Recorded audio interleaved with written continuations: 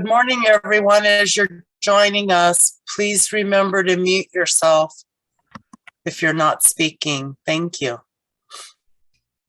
Thank you, Cynthia. Hi, everyone. So while you join and before we get started with the presentations, I'd like to go over a few housekeeping rules and instructions on how to join the Spanish interpretation line.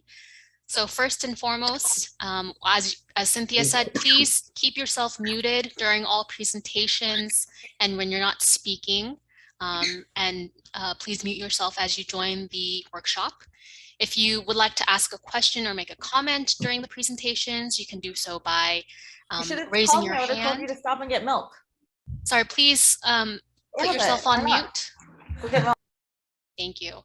So if you would like to ask a question or make a comment, you can do so by raising your hand with the reactions button at the bottom of your screen, and we'll call on you. If you can also ask questions or make comments in the chat. If you're joining by phone, you can raise your hand and lower it by dialing *9, then unmute and mute yourself by dialing *6. So again, *9 for raising and lowering your hand and *6 for muting and unmuting. You can, we also have the live Spanish interpretation channel available for Spanish speakers. You can join the Spanish line by selecting the interpretation button with the globe icon at the bottom of your Zoom window and then click Spanish. And unfortunately, this is only available for those joining on your desktop, not by phone. And to all panelists and participants, please be sure to speak clearly and steadily for our interpreters to understand and provide live interpretation. And last but not least, please note that this meeting is being recorded and that the recording will be shared online publicly. And now I will pass it over to Aldo, one of our interpreters, to provide the instructions in Spanish. Thank you, Helena. Appreciate it. Muy buenos días a todos ustedes. Me llamo Aldo. En conjunto con mi compañero Mark, vamos a estar proporcionando servicios de interpretación. En la parte inferior de su computadora verá un icono en forma de un mundo. Favor de presionar en ese icono y verá que sale inglés y español. Si es tan amable, favor, elija español, vuélvalo a presionar y ponga silenciar audio original. Una vez que haga eso, escuchará la reunión en español en su totalidad. Si está utilizando un dispositivo inteligente, en este caso una tableta o un teléfono, verá esos 3 puntitos en la parte de arriba de su pantalla. Por favor de presionarlos e igual va a haber inglés y español. Favor de elegir español y ponerse en silencio. Además, si tiene algún comentario, puede escribirlo en el chat o también puede presionarle en la pantalla, en la parte inferior, con una manita en un icono para que pueda alzar su mano. Haciendo eso, se va a esperar hasta que lo nombren y después pueda presentar sus comentarios. Si tiene alguna pregunta, alguna duda, favor de escribirlo en el chat y con gusto lo apoyaremos. Y además, si tiene algunos comentarios en la sección de comentarios públicos, favor de hablar despacio, ya que esta reunión se está grabando y también estaremos interpretando en vivo. Muchísimas gracias y gracias por estar aquí presentes. You may continue, Rubina. Thank you. Good morning and welcome, everyone. My name is Rubina Sewell, and I'm the Executive Director of California Safe Schools. And I am also the co-coordinator of the Los Angeles Environmental Justice Network, along with my phenomenal colleague, Cynthia Babbage. The Los Angeles Environmental Justice Network was formed by frontline environmental justice communities and advocates more than 17 years ago. And we've been meeting monthly since then to mentor and assist one another with all kinds of issues in common, as well as those specific to the communities that we serve.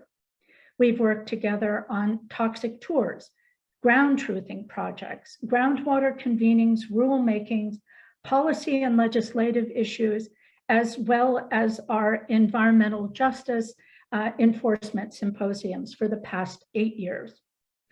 Over time, our groups have been joined in these efforts by many partners from state, local, and federal agencies, regulators, academics, medical experts, and many others. And for the past 11 years, We focused on problem solving around many of the issues we've been working on for decades by applying boots on the ground knowledge to agency policy goals. We're hopeful that these efforts and working together will help attain environmental clarity, which will lead us to equity for our communities. We're fortunate to have a team of really outstanding community and agency representatives within the Los Angeles Environmental Justice Network that plan our symposiums. And this year's team was comprised of Stephanie Lewis from the Department of Toxic Substances Control, Jessica Brown and Rosa Borelli from the Los Angeles City Attorney's Office, Todd Sachs, Deldy Reyes, and his incredible enforcement team from the California Air Resources Board, Katie Butler from the Office of Supervisor Janice Hahn, Joe Liu from Coalition for Clean Air, Jennifer Malone from the Los Angeles County General Counsel, Kristen McKinley and Rachel Zwillinger from the California Environmental Protection Agency, Susan Lagutis from the Los Angeles Regional Water Quality Control Board, Cynthia Babich, Florence Garibian from Del Amo Action Committee, and California Safe Schools. We'd also like to take a moment to thank our extremely generous sponsors, Community Environmental Services, California Air Resources Board, Earth Justice, Los Angeles City Attorney, the California Environmental Protection Agency, Los Angeles County Board of Supervisors, Sheila Kuehl, Janice Hahn, Holly Mitchell, and Hilda Solis, the South Coast Air Quality Management District, Cal Recycle, and the Los Angeles Environmental Justice Network, who with open ears and a passion for justice, welcome you all here today. And I'm sure you're wondering who is in the room with us today. And we've had more than 150 registered. And of those, they represent environmental justice communities and advocacy groups, universities and unions, consultants and foundations, enforcement agencies and prosecutors, water protectors, air regulation agencies, state and federal agencies, Los Angeles County departments, Los Angeles City departments, and local, state, and federal representatives.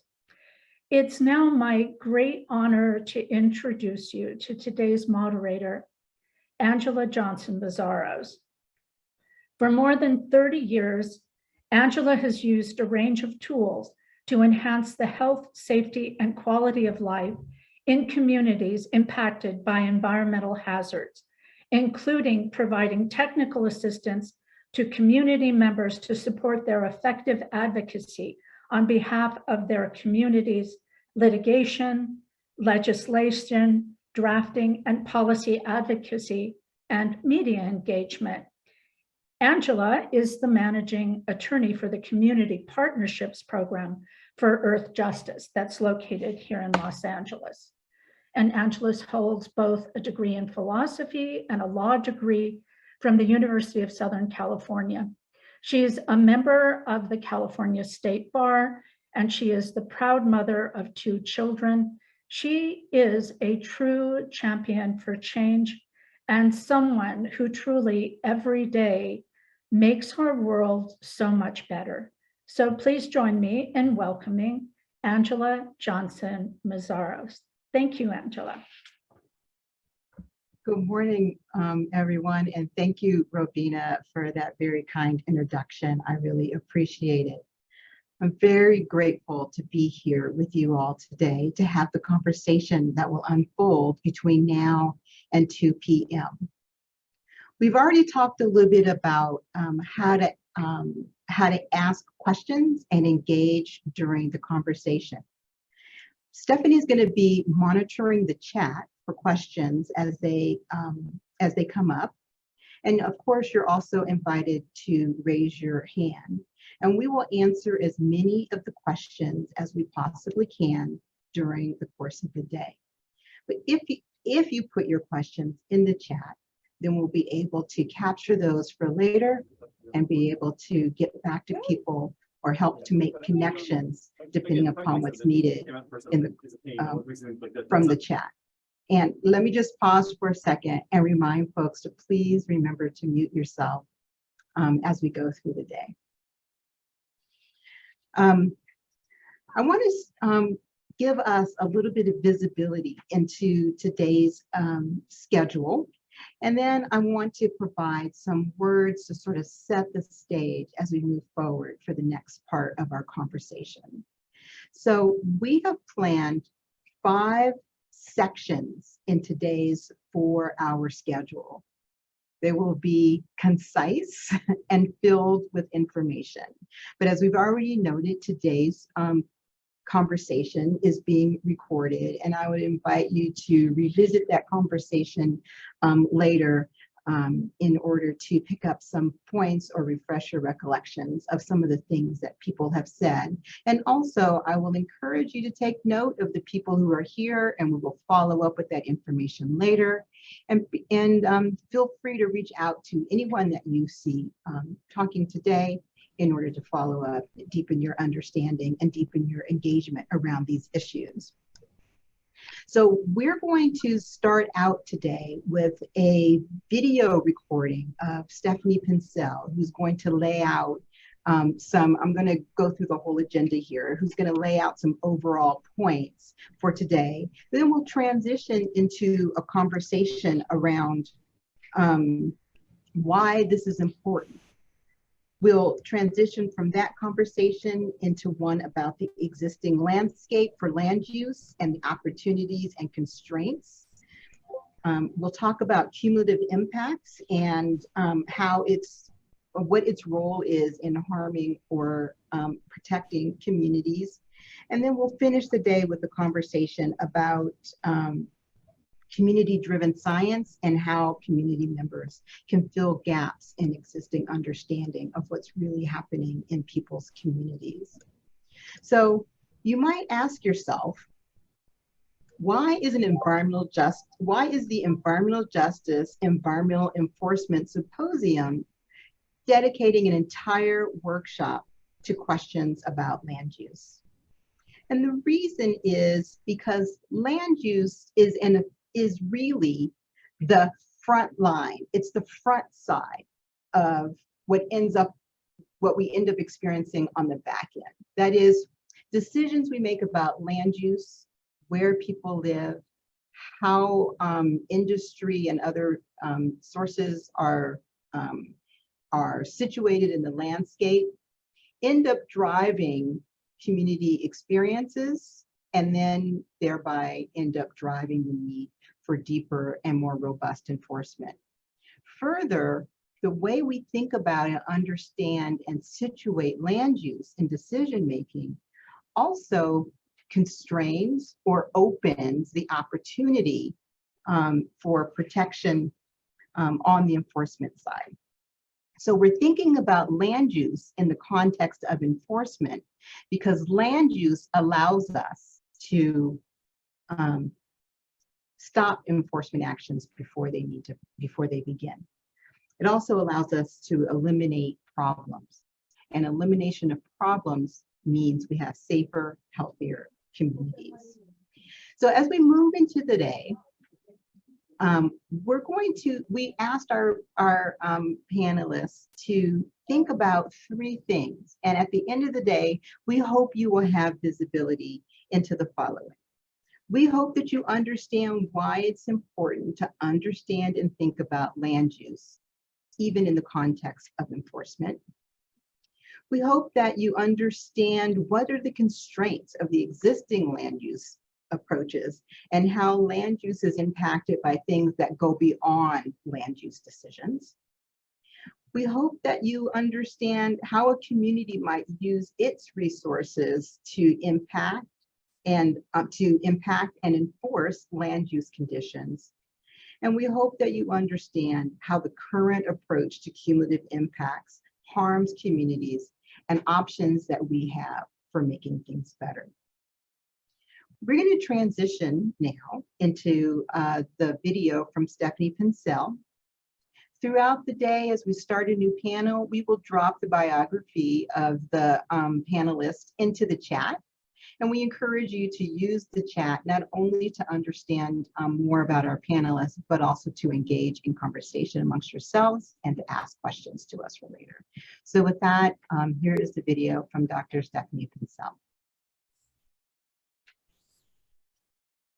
Thank you very much for that lovely and generous introduction. And I just want to say that one of the things that I've become extremely and increasingly cognizant of is that we are living on, we're essentially occupying native lands here in Southern California. And I just want to make sure that we have an opportunity just to acknowledge the fact that there were people who inhabited these places for many, many, many, many, many, many centuries, and that we are now living on their lands, and they tended them carefully and stewarded them over the millennia.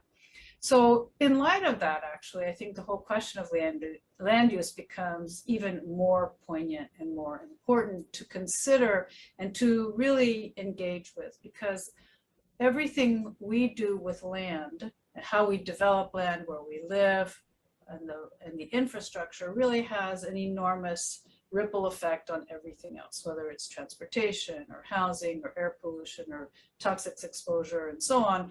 Land is really the place where all of these things come together in the most immediate and important way. And so what I would like to do is just remind us really probably of things that we already know very well, but are so influential that we almost forget about them.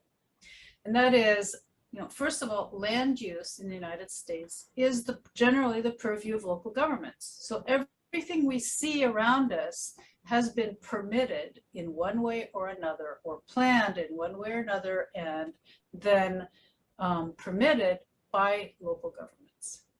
And it's obvious, but at the same time, it's enormously important just to keep that in front of mind.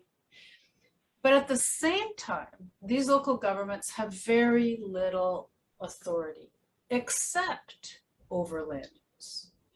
So local governments can't borrow money. They can issue bonds, but they can't actually go into debt. Local governments are often constrained in transportation policy by state or federal policy.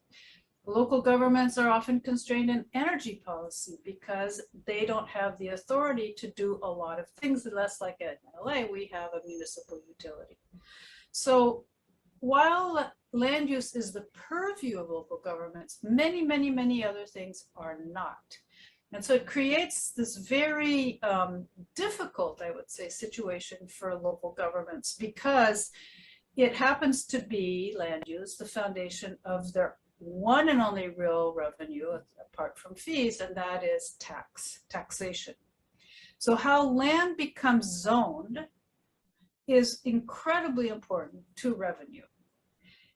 The other side of that is that the way land is zoned also means who's included in that city and who, or county, and who's excluded, and exactly where they live. So land use is what gives a city its character: a dense city, a sprawled city, a welcoming city, a generous city, a city where you don't feel comfortable at all because there's no public space to gather in. That's really what land use decisions yield. And it's what drives, obviously, the population characteristics. The rise of the single family dwelling and those zones, which really came about in the 20s and 30s, were an express reaction or an expression of segregation and racism. It's where they were also a reaction against rising industrialization and transportation corridors. And so what the single family zone did was segregate people and clump different kinds of people in different places. And so the working class got to live in multiple unit buildings close to their place of work, which was largely industrial. So you can see that over time, those kinds of patterns get inscribed on the landscape, and we are still living with that today. And we're still struggling around who gets to live where, right? and what that looks like. Is it going to be dense? Is it going to be single family? Is it going to be mixed use? And what does mixed use mean today? Does it include industrial? What do we do with the existing industrial? And so forth. And all of that gets tied into revenue as well. So land use, while the one prerogative that cities really have, also then lead to consequences in the longer term about decisions that get made and also tax revenue. So I think that one of the things that really is important to understand is that dynamic, right? We know it, but how do you unpack it? How do you examine it in order to make change? So we know that today what we've inherited is a segregated land use with systematic exposure of low-income people of color to much higher levels of pollution of all types, air, land, water, soil, creating an urban strategy that is not walkable, that is exclusive and extensive. But we have to also remember then that land use creates the tax revenues that cities have. And today, the other constraint that we've inherited since 1978 is Proposition 13. So Proposition 13 not only decimated property tax revenue for most cities, and most cities have not recovered from that exactly, because Proposition 13 also collects all that property tax at the state legislature, and then there's this arcane 1978 formula that redistributes the money across the state to different cities. And so what have cities done? Well, they tried to increase revenue through fees, right? Fees and services. Well, that got cut off by 218, Proposition 218. So what was really left were sales tax. So why do we see now today these miles of things like car lots or retail sales centers, or all of this land that's devoted to retail sales, isolated from where people live? Well, because that provides tax revenue, and what happens around that tax revenue is a lot of fighting among the different jurisdictions to get that, and the consequence of that is lots of concessions. So while you might be able to get a whole bunch of tax revenue, you think you've created so many concessions in order to attract that tax revenue that you have less revenue than you thought you might get. So the cities are really trapped in this kind of weird box of constraints. So one of the question, for example, that comes up around green zones is that it just ends up adding another layer of complexity on this already enormously complex, jumbled up competitive jurisdiction against jurisdiction system that exists. And the fact that, say, LA has 88 independent cities that compete against one another for various services, revenues, and more, creates this kind of arcane and difficult to challenge situation around the protection of public health and to ensure cities have sufficient revenues to conduct their responsibilities.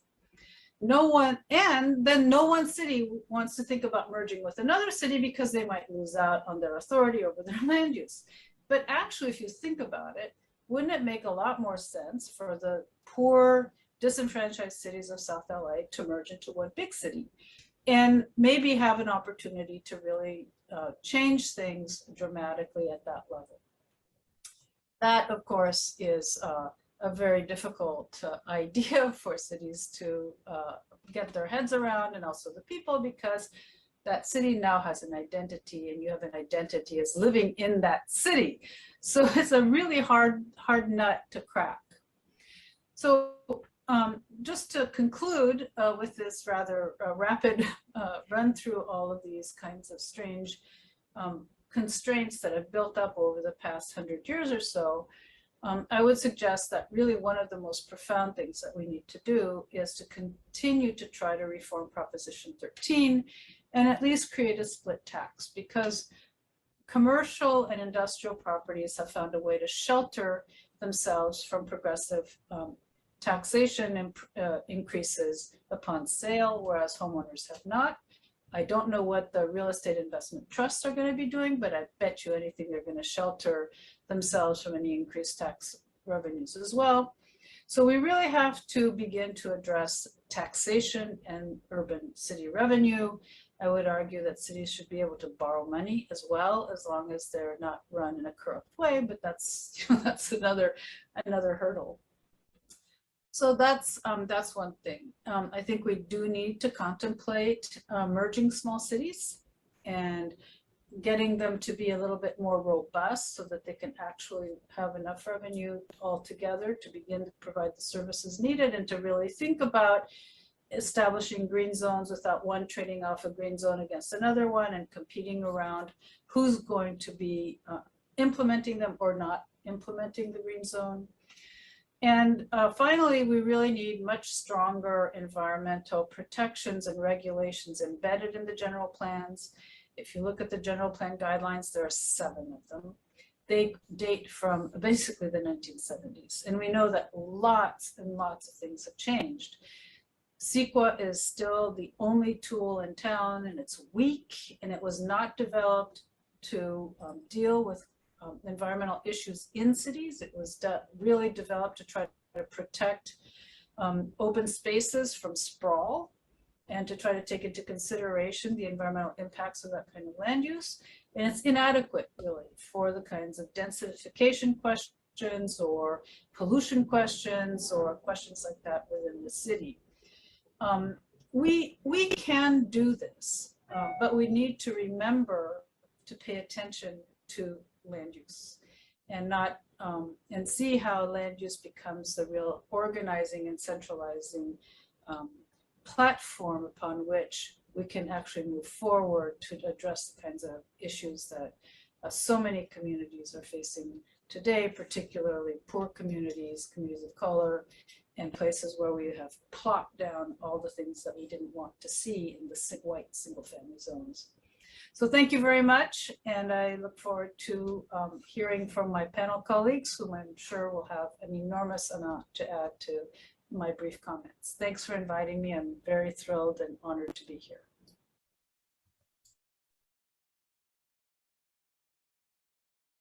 So that was the presentation that Stephanie Pincel gave at last year's symposium. And as you heard, the points that she raises there still have important resonance in today's conversation. And as we move forward and frame out why the landscape looks the way it does. So with the grounding in Stephanie's comments, let's turn our attention to why this is important and think about why this is important from the perspective of real people's lived experiences. So we have put into the chat the bios for the panelists, Todd Sachs, Cynthia Babbage, and Felipe Aguirre. And so I turn it over to them to talk about why land use is important. And each of them will speak for about 10 minutes, and then we anticipate having 10 minutes for questions and answers at the end. So I would encourage you to drop your questions into the chat or raise your hand to identify yourself as someone who has a question, and we will answer as many of those questions as we can. So with that, Todd. Great. Thank you, Angela. And hi, everyone. And thank you for having me here today. So I'm going to try to tell a story today about where we've been in our enforcement program at CARB and what we're trying to do now with more community-focused enforcement efforts. And to try to tell a story of also how that relates to land use and the issues we're talking about in today's symposium. Our primary authority at the Air Resources Board is about mobile sources. CARB certifies vehicles and engines, then applies requirements at a fleet operator level. We enforce these requirements. We strive to be collaborative and transparent. About 80% of our inspections are in Cal EnviroScreen defined disadvantaged communities. We also enforce CARB requirements on certain types of regulated stationary sources. These requirements are primarily greenhouse gas related, for example, landfills and oil and gas facilities. The districts have local air districts like the South Coast Air Quality Management District in the Los Angeles region have primary authority over air pollution from stationary sources. We do review and provide input to specific permitting and enforcement issues with air districts across the state periodically. So next slide. So as part of our commitment to being transparent, we release our annual report each year that describes our work. Using these data, we estimate compliance rates in every program we enforce. Our goal is to identify programs where compliance rates can be improved and work to improve them. Next slide. So, CARB's truck and bus rule requires that fleet operators upgrade their trucks to the cleanest technology. This rule will be fully in effect in 2023, and every truck operating in California will need to be equipped with a diesel particulate filter and NOx catalyst that together reduce emissions of toxic and smog-forming pollution from these trucks by more than 90%. 5 years ago, our compliance rates for this program were not very good. But today, after enhanced outreach, redesigned enforcement procedures, and new legislation, the compliance rate is 98%. And every truck registered in California has to prove compliance before it can be registered. It's a huge victory for air quality and for communities that are impacted by trucks. This is a table of compliance rates on this slide associated with different CARB programs that apply to trucks. There are a couple of things I want you to take away from this chart. First, compliance rates for all of our inspections in column CR-all are not different than compliance rates for inspections in disadvantaged communities, column CR-DAC. Early on, I thought we might see higher compliance rates outside of disadvantaged communities, but that is not the case. Second, our lowest compliance rates are in opacity and tampering. And so these are indications that trucks are not operating properly, and in diesel engines that power transportation refrigeration units. Both of these programs, when we do inspections, we can identify non-compliance at a distance. And so the results of these compliance rates are biased. Still, the compliance rates are lower, and we have new regulations coming online, like our heavy-duty smog check program, that are going to help with this. Third, we see very high compliance rates in our idling regulation. This does not mean that trucks are not idling. It means that trucks that are idling legally almost all of the time when we inspect them. So overall, we require the operation of only the cleanest engines and equipment in California. The vast majority of our inspections are in disadvantaged communities, and our compliance rates with most programs are high. Where compliance rates are lower, we're trying to improve them, including through our enforcement practices. What I'm saying is that looking at this objectively, the system seems to work from the CARB perspective. We regulate emission sources, we enforce those requirements, and compliance rates are high.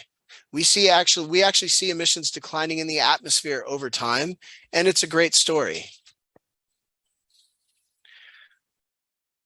But as many communities started completing and districts started submitting community emission reduction programs to our board under AB 617, we kept hearing in public comments that there wasn't enough enforcement and that we were not effective in our work. This was surprising to us, but we took it to heart. We've started working differently to understand the gap between our view of programs and the community's view of air pollution issues across the state. And today I want to talk a little bit about what we've learned over the last year in this work. We're working collaboratively on co-designed community-led projects, which are really pilots for how we might do our work differently. We started in Stockton and in the Del Amo community. Our role is to both conduct our regular enforcement, but also to act as consultants and scientists to understand and hopefully better address community concerns. This only works if we can develop a productive and collaborative relationship and work as a team with community members, something we've been fortunate to achieve so far in both communities. in Stockton, there are lots of issues that we've been educated by communities about. Stockton historically had a vibrant Filipino community going back more than 100 years. The community were farm workers and merchants who built this community called Little Manila in Stockton. The community was subjected to discrimination over the years, and ultimately the government built Highway 4, which essentially destroyed the space that the community occupied. One of the things that is really important, I think, to understand from an environmental justice perspective is that these issues go back decades, and they're a product of a lot of different issues relating to discrimination and also land use. And the first step in my view, as a government representative is trying to understand and acknowledge those past wrongs, because people are hurt by them even today. And so that's really necessary as a starting point to be able to work collaboratively with folks in communities. Next slide. We started listening to community activists in Stockton who raised several issues. Trucks driving through the community, including past Washington Avenue Elementary School.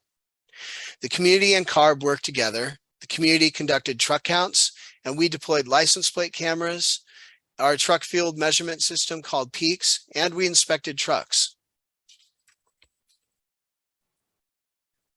Hundreds of trucks drive past the school. These trucks are noisy and release exhaust. The trucks actually deform the road in the crosswalk where students cross to get to school. We have done some things to try to help the situation. We implemented a several-day enforcement event earlier this year in April. We screened trucks for compliance, and overall the trucks complied with CARB requirements. We screened more than 800 trucks, inspected 60, and issued 5 violations, but 4 of those violations were for having a non-legible label on an engine, and one of those was for a non-compliant transportation refrigerator. And if you remember from the table, that's one of the programs where our compliance rates are lower. We implemented an origin destination survey to better understand why trucks were traveling on this road. We installed no idling signs where community members identified that trucks idle. And we funded installation of air filters in the Washington Avenue Elementary School to filter out diesel particulate in classrooms. Overall, though, the problem is that trucks regularly travel on a street across from an elementary school. We're now working with local authorities to try to repair the sidewalk and address allowable truck routes with local officials. The community's issues aren't limited to trucks either. The community wants to better understand compliance at facilities with both stationary and mobile equipment that operate at them, especially at the Port of Stockton. Part of the community, Boggs Tract, is located immediately adjacent to the port. We are going to begin working on this together, hopefully later this year. I can tell you at the start that this is an issue of proximity. The community is impacted by stationary sources because they are located so close to them. Next slide. Now I'm going to bring up a few specific issues we've run across in other communities. This example is in Bakersfield. A few months ago, we became aware of heavy crude oil wells located in very close proximity to a housing development in Bakersfield. The wells were not subject to CARB or district regulation, and community members were the first to identify methane leaks coming from these wells. CalGEM actually stepped in to repair the wells identified as leaking, which is a real credit to them. But we inspected more than 50 wells, and at least 30% of them were leaking at levels that, if regulated like operating oil and gas wells, would have represented a violation. Fundamentally, though, this community was built in close proximity to wells, and the community is concerned about their health as a result. And this is not just something that's limited to Bakersfield, it's a major issue in Los Angeles as well. Next slide.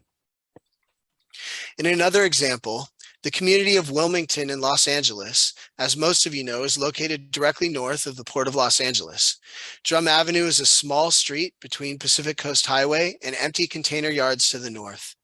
Because of a series of decisions made by local planning authorities, residents on this roadway experience 200 trucks per hour every day. We put up no idling signs, but these trucks are not idling. They're driving on this street, creeping along in traffic. The trucks are making a left on Pacific Coast Highway without a left turn light. The trucks are loud and emit exhaust feet from people's windows. We've conducted truck inspections, and we will continue to do so as we have identified high opacity and or tampered trucks that we can enforce on. But we are also looking to see if there's more that we can do. Next slide. In Avenel, a small community located near Kettleman City in the West San Joaquin Valley, a landfill is located directly adjacent to homes in the community. Community members believe the landfill is a source of odors, and we are working with community members and local agencies to identify the source and reduce or eliminate odors. The landfill has been compliant with CARB and Air District requirements when we have conducted inspections, but landfills do generate odors. Next slide. In East Oakland in the Bay Area, we responded to community complaints regarding noxious odors coming from an industrial facility. The odors were impacting the local community, including a school. We were able to identify the odors were coming from the facility. The facility is now moving, and we are working to resolve our enforcement action with them.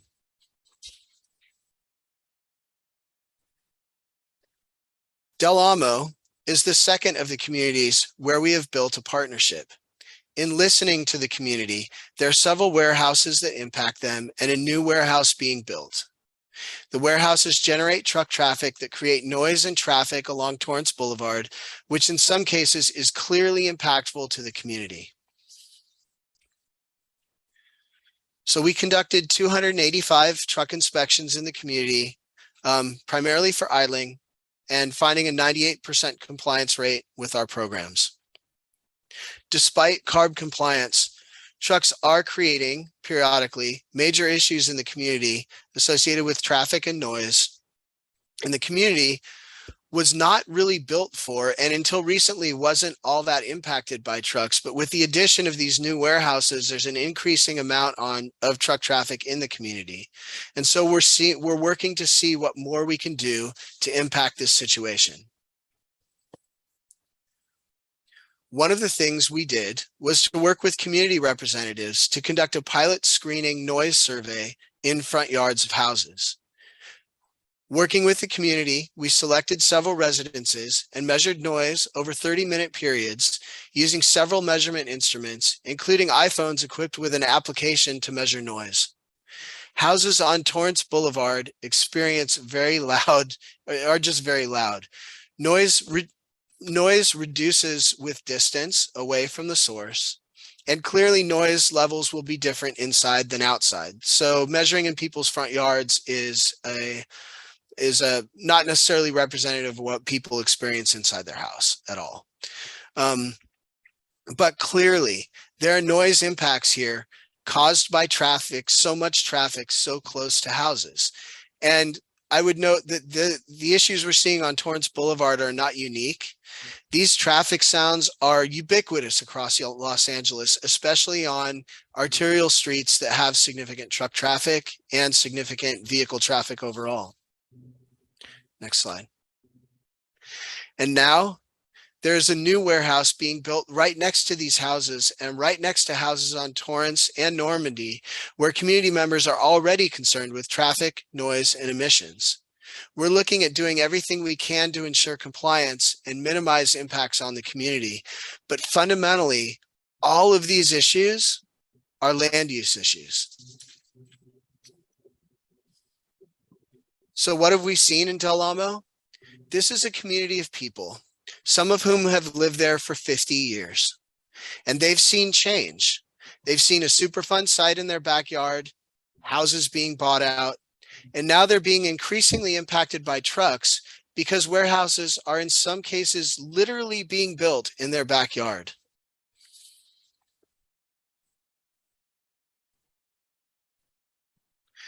This is not unique. It's happening across the state. It's not just a legacy issue. It continues today. Traditionally, enforcement agencies work to ensure compliance with their programs. That's what we do. And that's what I was describing at the beginning of this presentation.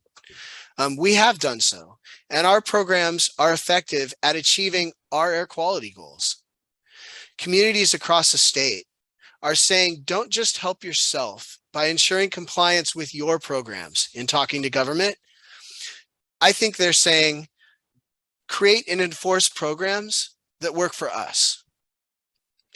So we're trying to change our focus at ARB, especially in our enforcement group, to try to figure out how to do our work better and to move the ball forward on these issues. But we can't do it alone. Some land use decisions are just not good. What I'm interested in is how we can all do this better. Right now, no single agency can fix these problems because no single agency has the breadth of programs or possibly the authority to do so. This means government at a state level and a local level has to work more closely together. I'm hoping we in carbon enforcement can do our part to help make that happen. Thanks. So with that, I'll turn it back to Angela and the next speaker. Thank you so much for that, Todd. So next up is Cynthia Babbage. Cynthia?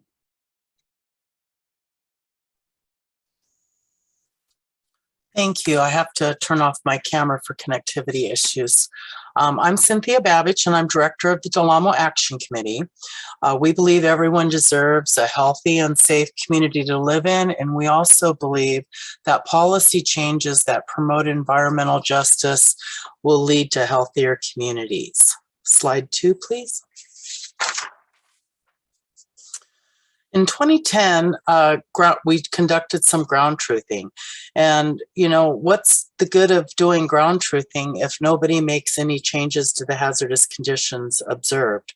Our youth pictured here are learning and conducting ground truthing. In 2010, we reported housekeeping concerns and bad odors from this styrene plant to all the proper authorities. Nothing changed. In 2018, the plant blew up. These youth are in their early 20s now and have moved because the area makes them sick. Local rules and regulations say it's okay to allow businesses that pose risks like this in the community. Land use regulations can be difficult to change, but modifying the rules and regulations so that planners can have more of a say around these intensive uses when proposed near environmental justice communities would help. When there are no review for projects that current regulations say are okay to build, then there is no opportunity for potential conditions to be applied to address community concerns. Without these conditions of operation at these sites, there is no way to track violations, and there's no way to point to any conditions of approval and say, these are now being violated. To create change in these incompatibilities, it is important to be able to document a consistent pattern of noncompliance that is adversely affecting the public and the welfare of the community. Not having conditions of operation in place by planners makes it difficult to hold property owners and operators accountable or potentially revoke the land use. Next slide. The Los Angeles County Board of Supervisors adopted a motion on December 8th, 2015, calling for development and implementation of equitable development tools. The objective behind this effort was to identify strategies that could foster implementation of the general plan in a manner that allows county residents at all income levels to benefit from the growth and development, encourages the preservation and production of safe and affordable housing, and reduces neighborhood health disparities, collectively defined as equitable development. This was the promise that was made to us. While waiting for change to come, we engaged in all general plan updates through the years, even the latest sustainability plan, which was adopted August 6th in 2019. We pushed for the needed protections through the process in place for public engagement. We submitted comment letter upon comment letter, and we waited and we waited, and we're still waiting. Next slide. Seeking help from legislators in navigating the political boundaries can be quite a chore, especially in areas like our unincorporated county strip, that is surrounded by many other jurisdictions. Land use plans must include overlap into adjacent cities or unincorporated counties. Currently, no consideration is given to what is permitted directly across the street from your community. Residential and industrial uses adjacent to each other are common in environmental justice neighborhoods. This applies to my community, your community, and all of our environmental justice communities. Next slide. We conducted a vision planning exercise. We had asked the county to do a community-specific plan for our area, and we're simply told they're expensive.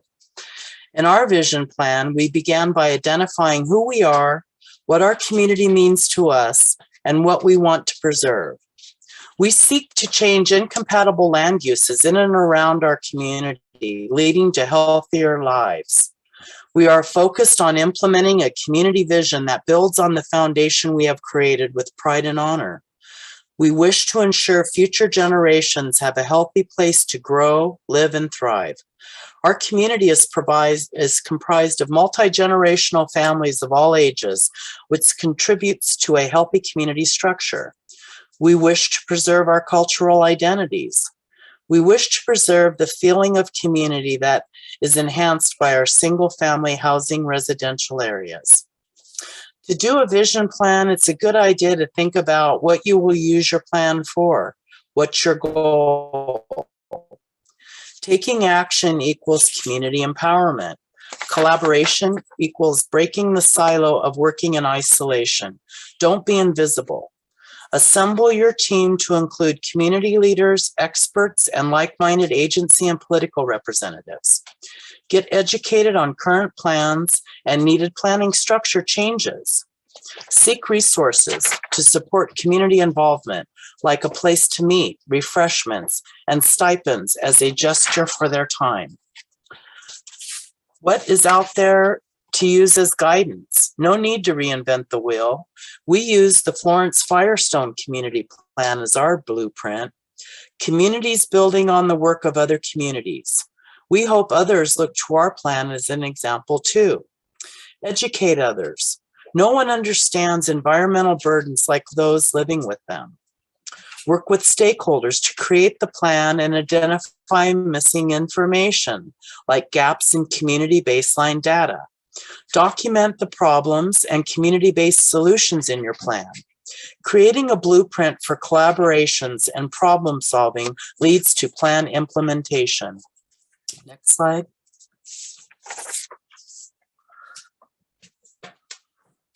By right is not right.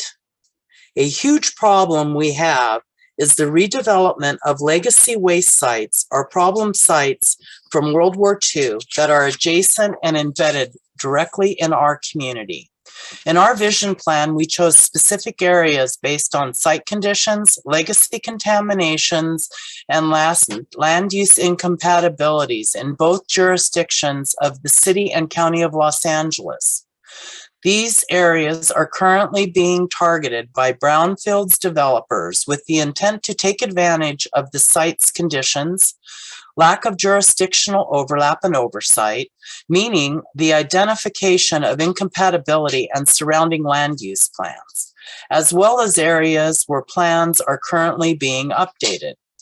Many of these sites are being redeveloped in the city of Los Angeles by right, which allows for little or no planning review if the businesses being proposed are similar in description to previous land uses. As an example, the Farmer Brothers coffee plant was a modest single-story coffee roasting, truck and warehouse operation going back to the 1950s. This property was purchased in 2015 by Bridgepoint and developed by right with no community or near neighbor input into the final use or design. Since it was being redeveloped into a similar trucking and warehouse business, it did not require planning department review. This is a bad policy that needs to be changed. Parcels like this need to be flagged and require appropriate review. This development has now locked this area in decreased diesel emissions and truck traffic for at least the next half of a century. By right is not right. A 50-era warehouse is not the same as today's modern warehouses. ITT Technical Institute, an adult education facility, is not the same as a charter educational school for children. Zoning flags, a note of caution for polluted areas attached to a property deed, were used by the US EPA in the case of the polluted, in the case of this children's charter school proposed on a Superfund site by right to stop future lack of review. City plans, like the current draft Harbor Gateway plan, do not fix this problem, leaving no way out of the incompatible land use scenarios that repeat by right. How many conditions are too many? When is the red flag raised? Some land uses are like oil and water. They are not compatible. It was never on the table for our community to not have a warehouse embedded into it. Community-specific plans can be used as a vehicle for change. This is what DAC calls its vision plan implementation. Last slide, please. Making lemonade. Many people have been living in their communities for 50 years or more. What can be done when incompatibilities remain despite your best efforts? An idea that we're working on now is vegetation walls along these warehouse boundaries. Keep seeking opportunities to input when general plans are updated. Call on political leaders to create a community-specific plan for your area. We're still waiting for that. Seek resources from agencies to address environmental justice inequities and fill in the data gaps with real baseline community information. You're the experts. Don't be afraid to do the legwork. As you can see in this slide, we are pre-planning into the future currently. This was last Saturday. We are looking for 25 years into the future when these conditional use permits come up for renewal. Who will be there to oppose them and advocate for change? I won't. I'm going to be dead.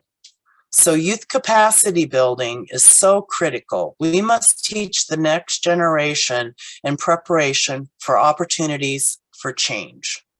Thank you. Angela? Thank you so much for that, Cynthia. I'd like to turn us now to Felipe Aguirre, who is going to talk about experiences in his community. Felipe? Yes, hi, good morning.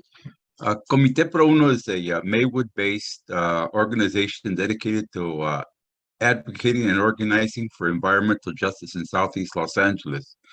We are located off the 710 freeway next to the city of Vernon, the city of Commerce, and the East Yards rail station. Our situation is that we have very little impact on the use of land, and we are affected by the projects that are developed by the city of Vernon. So we have started doing various projects to measure the air pollution in our communities and show how we can raise awareness and build alternatives. Next slide. One of the things that we did was we installed 20 purple air monitors throughout the cities of Bell and Maywood. And we found that on the 4th of July, 2020, we had exceptionally high amounts of PM 2.5 in the air, and all these emissions are due to the tremendous amount of fireworks. So we have gotten some of the cities to limit the amount of fireworks that are available, particularly the illegal fireworks on the 4th of July. Next slide. We work with DOC and other groups to look at the amount of traffic coming into the 710 freeway. In October 2020, we conducted a survey over 3 or 4 days where we counted the amount of trucks coming in and off the freeways and through our city. We recruited volunteers and got training to do the P-track monitors, counted the number of trucks in 9 or 10 locations over a period of 4 days. We conducted the studies both early in the morning and at lunchtime, and then we did another count in the evening. Jesse Marcus of the Coalition for Safe Environment gave us the training, and our results were turned over to the Coalition for Clean Air. These truck counts pretty much confirmed what we already knew. Some of the pictures are in District, Fruitland Atlantic, 2 blocks away from the freeway, 1 block from the East Yard rail yards, and counting the amount of trucks going right by the school. There's very little that keeps the trucks from crashing into the school. And this is something, a place where the LAUSD should not have built the school, right on the corner of District, Atlantic, and Fruitland, where it's all in an industrial area. Next slide. So these are the results of the truck count that we did in the Southeast area. We found a tremendous amount of trucks coming off the freeway and going onto the freeway, up to 1,000 to 2,000 trucks per hour. This is a result of the study that we did, and it adds to the amount of trucks coming in the freeway, going into the freeway, and coming through our communities. And we really don't have, any wherewithal to limit the amount of these trucks. But not only the noise, the contamination, the diesel, and really, also trucks coming through at a very high speed through our streets, and they tear up the roads. Next slide. We also did a gardening class where we recruited volunteers to demonstrate how to plant sustainable plants. We handed out over 100 plants to the community, and the goal is basically to encourage sustainable living, each one teach one. And this is something that we did with cooperation of the North Long Beach Victory Gardens that gave us the training.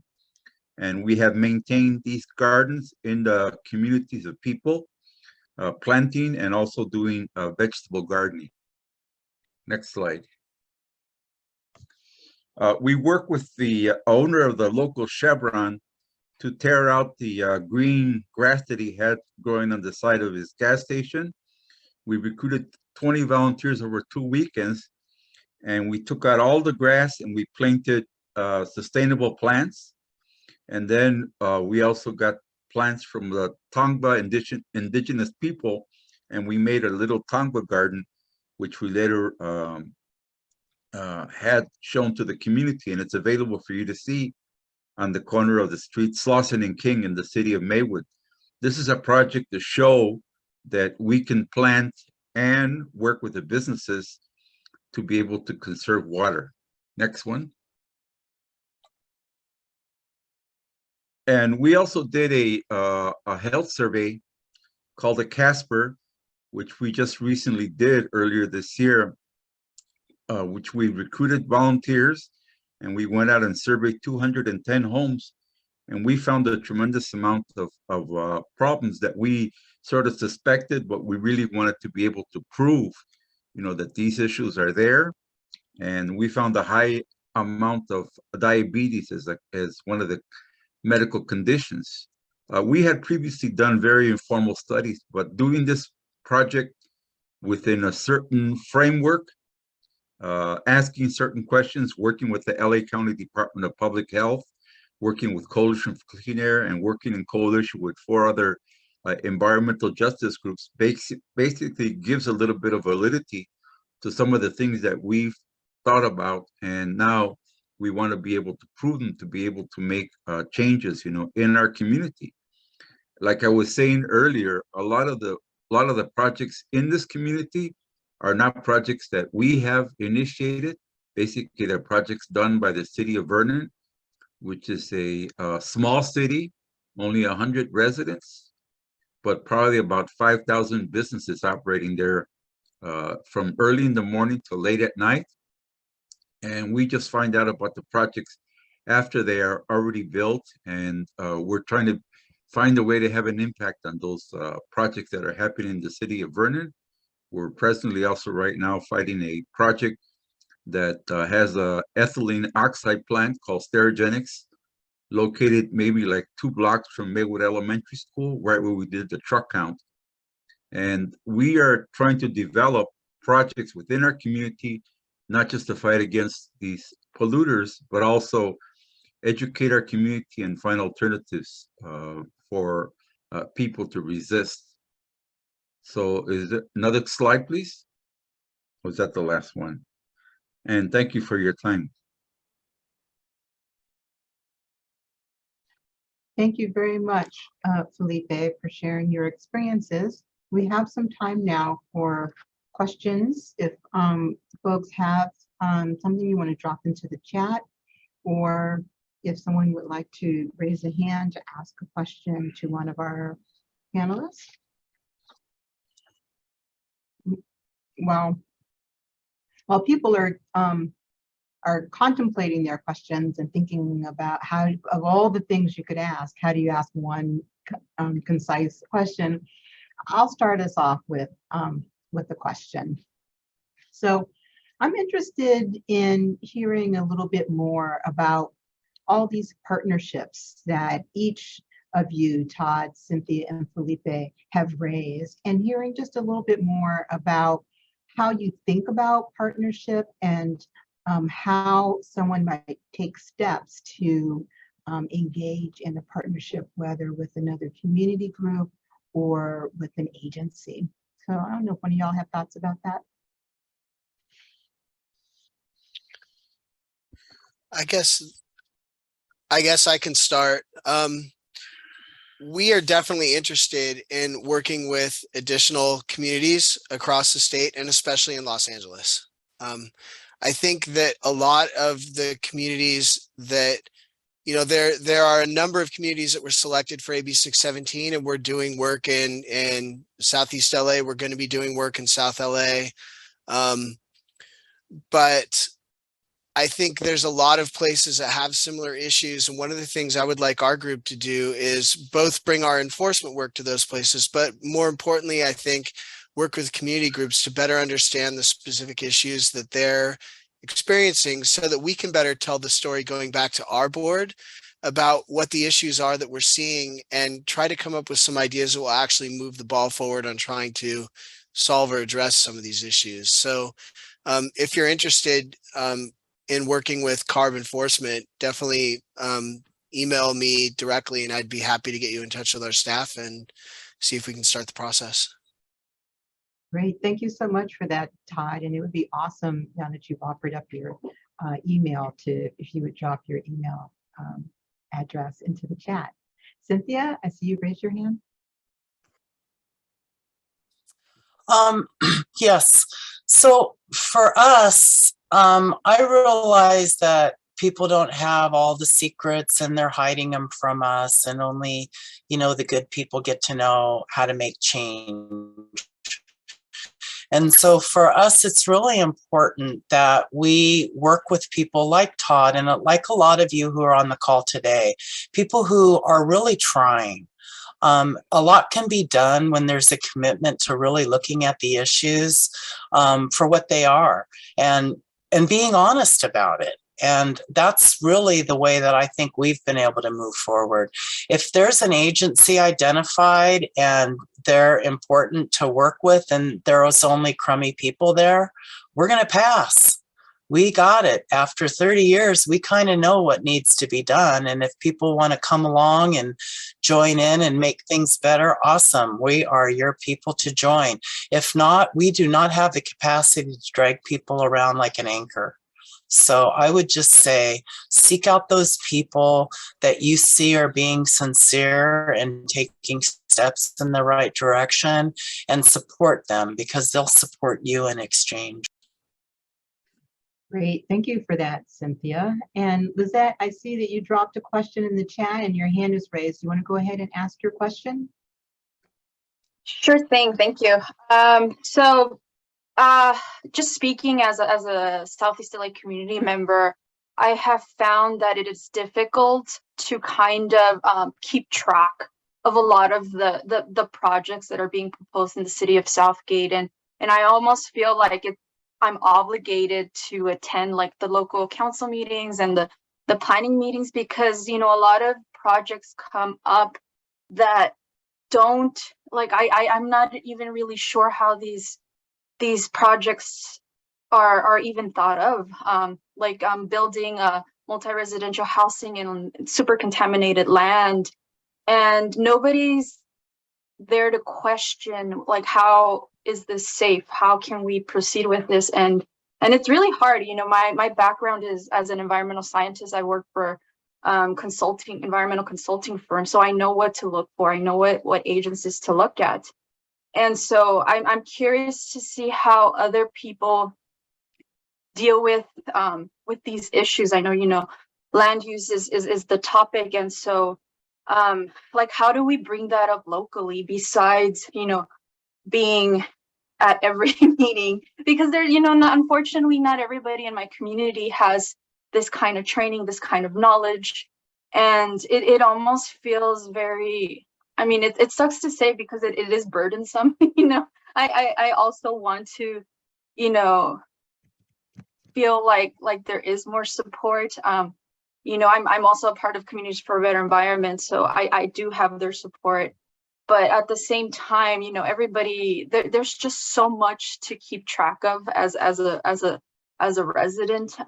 You know, I am part of the AB 617 local steering committee, so there's that. And, you know, I have met other community members, and so being in this forum, I'm curious to know, you know, how do individuals move these things forward? How do you influence your local officials, and how do you get more local agencies to work together so that we're not, you know, at the last minute trying to push these projects, to stop these projects from happening? Because I feel like there are projects that can move forward if there's proper handling, you know, if like these sites are properly dealt with. So I'm just curious about that. Thank you. So Lizette, thank you for your question. And you raised a constellation of really important issues. And Felipe, I will just say that listening to what Lizette just shared, it makes me think back to something that you dropped into the chat earlier around building, you know, specific entities that are about tracking these things. And so maybe this is a moment for you to just talk a little bit about your thoughts about how we might be able to support community members understanding what's happening and how these land use decisions come about. Yeah, that's one of the main problems. You know, when I was involved in the city council of Maywood, the city councils or the politicians here in the Southeast are very territorial. They don't want to really discuss anything besides the limits of their cities, which are very, very small. And it seems to be like a kingdom for whoever's in there. The people that are on the council and the people that run the cities, which are usually the police agencies and the real estate, are the people that own these cities. And the residents that live here have very little to do about what happens. So what I think we need to do is to create some independent authority or independent entity where we begin to discuss these different needs, like the water quality, the question of zoning, the question of planning, the question of what gets built in these communities. We have a small 1 mile square city where we have 7 schools, 5 elementary schools and 2 high schools. And not all the people that go to those schools live in this community. So a lot of these things are things that we really have no say-so. Other entities, you know, have built these facilities, but they're not really facilities that are open to the community. Promptly at 3 o'clock, the school doors are closed. We can't have access to those places to have meetings, to have classes, teach people ESL, teach people civics. These are the things that we need to have these spaces available. But we can't do it city by city. We need to create entities across the different cities to deal with issues of the recycling, the land use, the water quality. And we have, you know, big cities like Vernon, which basically push everything through. They really don't have that many residents, or the residents are not that engaged in the community, but they do have a negative impact, you know, on the quality of life of people living south of them. And we are the ones that produce those cities. We make them rich by producing the labor, basically the workers that live in Vernon, they live in Maywood, Huntington Park, South LA, but we have very little say-so over how they do their things. So we need to sort of change the paradigm, create authorities, maybe from the community organizations upwards into the politicians, to be able to say, these issues are cross boundaries. Whatever you plan to make in your city affects me. Right. I mean, I'm really struck, Felipe, in hearing your thoughts, building on Lizette's thoughts about something that we'll be talking about a little bit later today, that is cumulative impacts, right? And how do we wrap our arms, our minds, our communities around these notions of cumulative impacts, and really build new institutions driven by real people who stand on their real lived experiences as truth tellers about what needs to change, right? And for figuring out how to get it done. So I want to open it up to see if Todd or Cynthia have any thoughts to add to this conversation.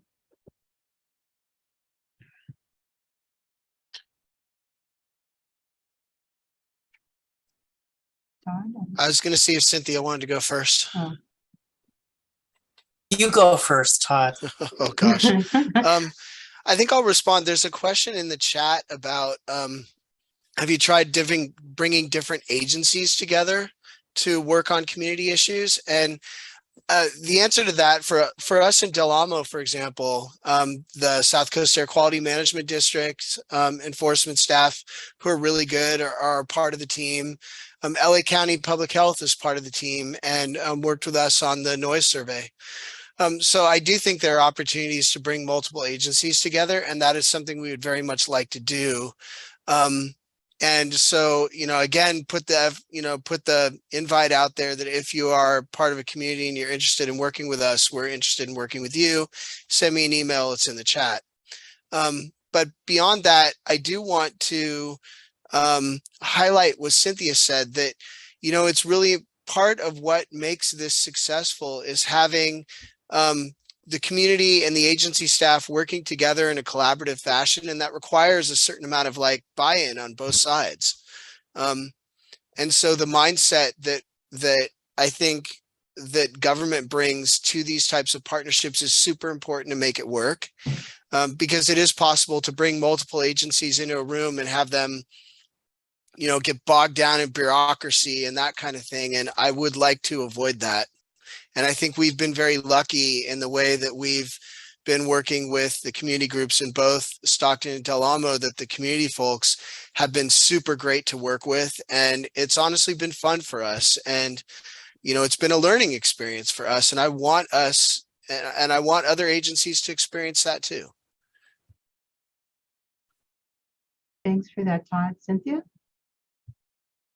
Yeah, I think, having the vision plan for us is a way to collect all of this information that concerns us, the problems, some of the solutions, and then you're almost shovel ready if there is somebody who happens to come by that wants to be helpful. And so just taking the community through those exercises so that they can understand some of these complicated, situations. And I just would reiterate again that there's some amazing community leaders across the board. And I just want to empower them to take action and not to wait and wait and wait like we did. Reach out to us. You have it within you. Take the lead. I think that a lot of the problems Stephanie outlined in the beginning, everything has been planned. It's not like, oopsie, we made a mistake. And so we need to really go back and change the way things are planned. And it's hard. It's really hard when you live in Los Angeles. There's no room for anything to happen, so you need to get your piece of paper in between what's happening and make your space And that's what we try to do here with these symposiums. We are trying to create a space where people can understand the problem, hear from real communities, hear from real agency people, and hopefully the dialogue will continue. We can all do this if we work together. But if we can't figure out a way to work together and we can't figure out how to put pressure on those that just simply aren't giving, like Felipe was talking about, this jurisdiction people want to have. Through this process, I learned that, you know, the property tax revenue does not go back to the local government. I hear my community all the time saying, we pay our taxes, how come you don't hear us? Well, now I know why, because they don't get your money in their pocket. So you're just not as important as that revenue from local businesses. So however we can be the counterbalance, and I will say that I see more and more people like Scott and Terrence Mann from South Coast and many others that really see the problem, and I'm sure they're frustrated within the box that they're in as well. And so we need to support them and uplift them because we can't do it all by ourselves. Thank you for that, Cynthia. And I just want to just hold up something that I think is so critically important, that there's repeating and acknowledging in what you're saying, which is the need to take a proactive approach that's driven by the community. So, you know, Lizette, to your point about your experiences trying to keep track of everything that happens, collectively, we can work to try, model, refine, revisit, engage, grow together with techniques that makes communities proactive, so that you will be able to so you're not always defending yourselves from whatever shows up, but having an affirmative a vision for the community that is driven by the community, and then require that people fit into that vision as best you can. And sometimes we win those fights and sometimes we don't win those fights, but every single one of them is important in building the new vision for tomorrow about how communities are centered and what's required from our government agencies, from industry, and from others, because it's all about how do we build collective communities that are healthy, robust, and opportunity rich. And we can demand that, and we should demand that. And we've got to figure out how to move out of this responsive mode into a affirmative mode. So Lizette, I hope that helped to answer your questions and give you some things to think about. Oh yes, it did. Thank you so much. So we have time for one last question. If anyone had something, a question to ask or a point to raise here, an observation to share.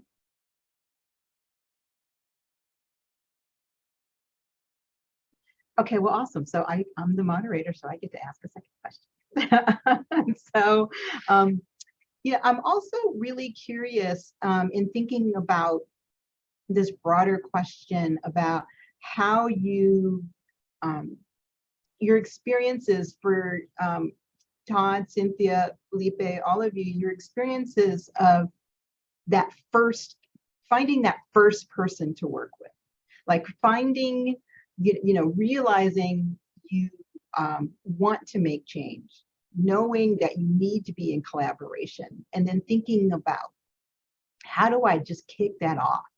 If you have any thoughts to share about that, that would be, I think, I'm really curious about that.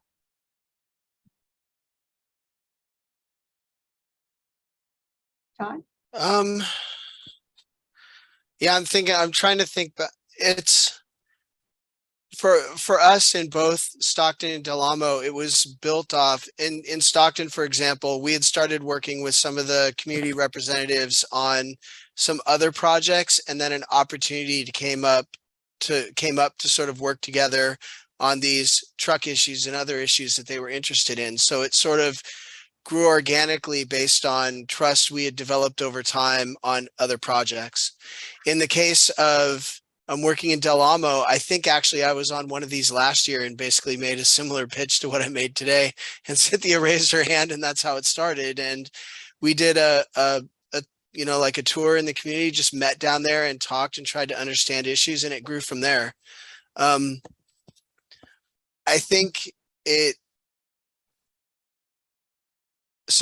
really just what's important, I think, is meeting with people in person, getting to understand the specific issues and building a relationship. And we're definitely open to that. It's not a traditional like enforcement role. What I was trying to say in the start of my presentation is like, this isn't normally what we do. We're having to change not just how we do our job, but also what our job actually is in focusing on communities. But I think it's been a really good learning experience for us. And I think it's really important to orient ourselves around trying to address some of the issues that, you know, Felipe and Cynthia, for example, are raising. These are not simple things to be fixed, and they're not things that enforcement in any individual program alone can address. So just trying to work with the local folks and the local organizations to help provide tools and information that they can use to advocate for the types of changes that are needed in their communities. I mean, maybe part of what our role is being a partner with local communities and helping lift them up in trying to address their own issues directly. Great. Thank you so much for that, Todd. And I know I kicked this question out there and asked for y'all to engage in it. And I also want to note that we're at about the time for us to take a break. So Cynthia, did you want to add something to what Todd just said as we get ready to go into our break? Yeah, let me just quickly add that, you know, this is our 8th symposium. And in the very initial ones, I was hearing about these enforcement task teams that the agencies and communities were putting together. And I thought, I want one of those. And it took me up till the 7th one to actually have something like that happen. And even though I think the community had a really good idea of what we wanted, I was still a little bit scared, believe it or not. I mean, fighting the warehouse, I was told to call up the Department of Justice and ask them if they would write a letter, you know, about the warehouse. And I thought, oh my gosh, like, why would they even know who I am? Why would they even take the time? And they did. And then around the symposium before last, Terrence Mann from South Coast was one of the participants, and I heard him sincerely speak about how he wanted to have more engagement with communities, that he really thought that was something lacking within his well-rounded experience. And so I heard that. And then, you know, as Todd said, when he made the offer, normally I sit back because I don't want to be the squeaky wheel all the time and, you know, reaching out there to grab every single resource. But I thought, hey, we're ready. And so I just want people to know that in the agencies, just like Todd is and others, put it out there, because there's a little bit of apprehensiveness on the community's part. We need to know that we're going into a safe collaboration space, just like I think the agencies need to know the same. So that's just all I wanted to add. Thank you so much for that, Cynthia. All right, so everybody, I think that was a really great conversation, and thank you to Todd, Cynthia, and Felipe for all the work you do and what you shared with us today. And thank you, Lizette, for your question and for kicking off really great conversations.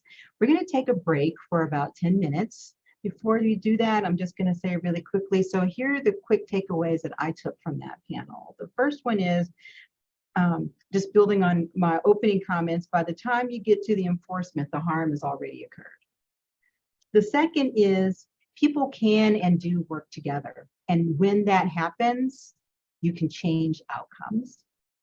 And the third is the need, the requirement to be proactive, both in terms of reaching out for support and engagement, and in terms of visioning for your community and what you want to see and what you want to have.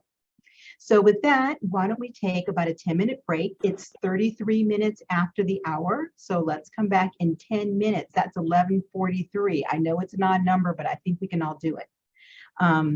Bill is asking how long is the meeting today? We're going until 2. We're rocking it until 2. So there's more to come, but take a few minutes, get some water, refresh yourself, come back for the next really great conversation. Thanks.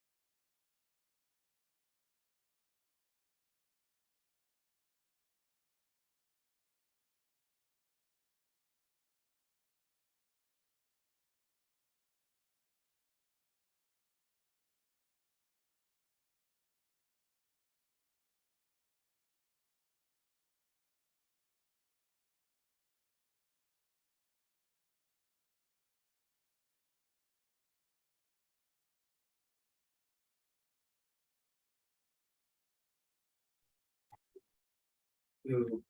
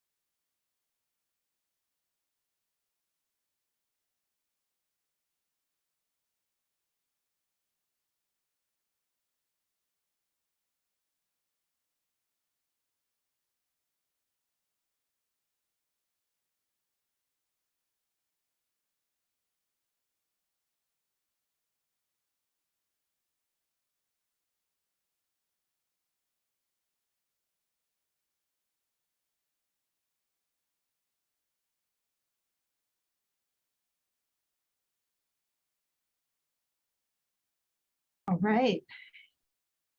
Welcome back.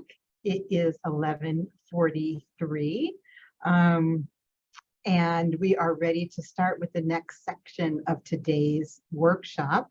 So now we're going to have essentially two, I don't know, back to back isn't right, but it's a giant chunk of conversation. We're going to start off with Jonathan, Andrew, and Scott, whose bios are in the chat, to talk with us a little bit about planning, its current constraints and opportunities. And then we're going to transition into a conversation about cumulative impacts and how that is also wrapped into this question about land use and enforcement and communities. So without any additional further ado, and then when we finish those presentations, we'll take a second 10-minute break, and then we'll cruise into the last part of our conversations together. I'll just remind people to feel free to drop comments or questions into the chat, which are being monitored by Stephanie. Thank you again, Stephanie, for that. And let's do this. I will go ahead and turn it over to Jonathan. Jonathan? Thank you, Angela. Good morning, everybody. It's great to be back for this now third time in partnership with the Del Amo Action Committee at the annual Environmental Justice Enforcement Conference. The first time was in person. The last two have been online, and if you keep inviting me, I will do everything I can to keep coming back. So Jonathan Pacheco Bell here from the South Bay City's Council of Governments, long-time partner in West Carson, unincorporated communities represent. Also a longtime partner with the Del Amo Action Committee, and I'll be talking about our partnership today. Part of building partnerships is explaining the different types of partners that are out there. So I'd like to begin by explaining the South Bay City's Council of Governments. A Council of Governments, or a COG, is a joint powers authority that serves as essentially a regional advocacy voice for several smaller governments. It's a webinar That have come together. Like 85. There we go. On mute now. Thanks. So let me repeat that. A Council of Governments, or COG, is a regional advocacy voice that comes together to represent smaller governments like cities coming together. For our COG, we have representation from several cities as well as the county. Now, as you may know, the County of LA has 88 cities and unincorporated areas, and there's a lot of different planning discussions happening throughout those different areas. The South Bay subregion is unique in its diverse demographics and geographies. The South Bay City's COG was formed in 1994 to give a voice to this South Bay subregion. We are comprised of 16 cities as well as the County of LA unincorporated areas. And the South Bay region is very diverse. It has beaches and coastal areas. It has inland cities. It has the peninsula, much more rural characteristic there, as well as the Port of LA. We have cultural and ethnic diversity throughout our subregion. We have socioeconomic diversity, and we have, again, rural, urban, and suburban characteristics. So we have a lot of what we call like the microcosm of California in our subregion. A COG is also a credible party with stake in the region that can work as like a broker across the different agencies. Our COG's collective vision is captured in these words: partnership, persuasion, performance, and advocacy. So to give you a sense of our expansive regional work, I'm just going to highlight 3 of our many efforts. The first is housing acceleration. It's actually the reason why I joined the COG. We are working on accelerating affordable housing in the South Bay through several grant-funded projects funded through the Regional Early Action Planning Grant from the state of California, so REAP planning grants. The ones that are active now are accessory dwelling unit acceleration. We're working in 8 South Bay cities there. Commercial redevelopment into housing. We're working in 6 South Bay cities there, as well as the South Bay-wide Housing Education Forum for our civic leaders to learn and share about different housing opportunities. Another project that we'd like to uplift for everybody is the South Bay Fiber Network, which is a local, affordable, high-speed broadband network that connects all of our South Bay cities. It supports the digital economy. It supports telework, which also supports our sustainability efforts. And we're very proud of this, providing equitable digital access at an affordable cost to the South Bay. And lastly, one of our projects is the South Bay's Environmental Services Center. Consider this a hub for energy efficiency, water conservation, waste reduction that provides resources not only to businesses and to residents, but also to the various governments within the South Bay. We have so much more. We just wanted to make sure that you knew at least those three to get a sense of all that we do. So I've been a planner for 16 years now, and I've had the pleasure of working in the public, private, and the nonprofit sector. So all three sectors of planning.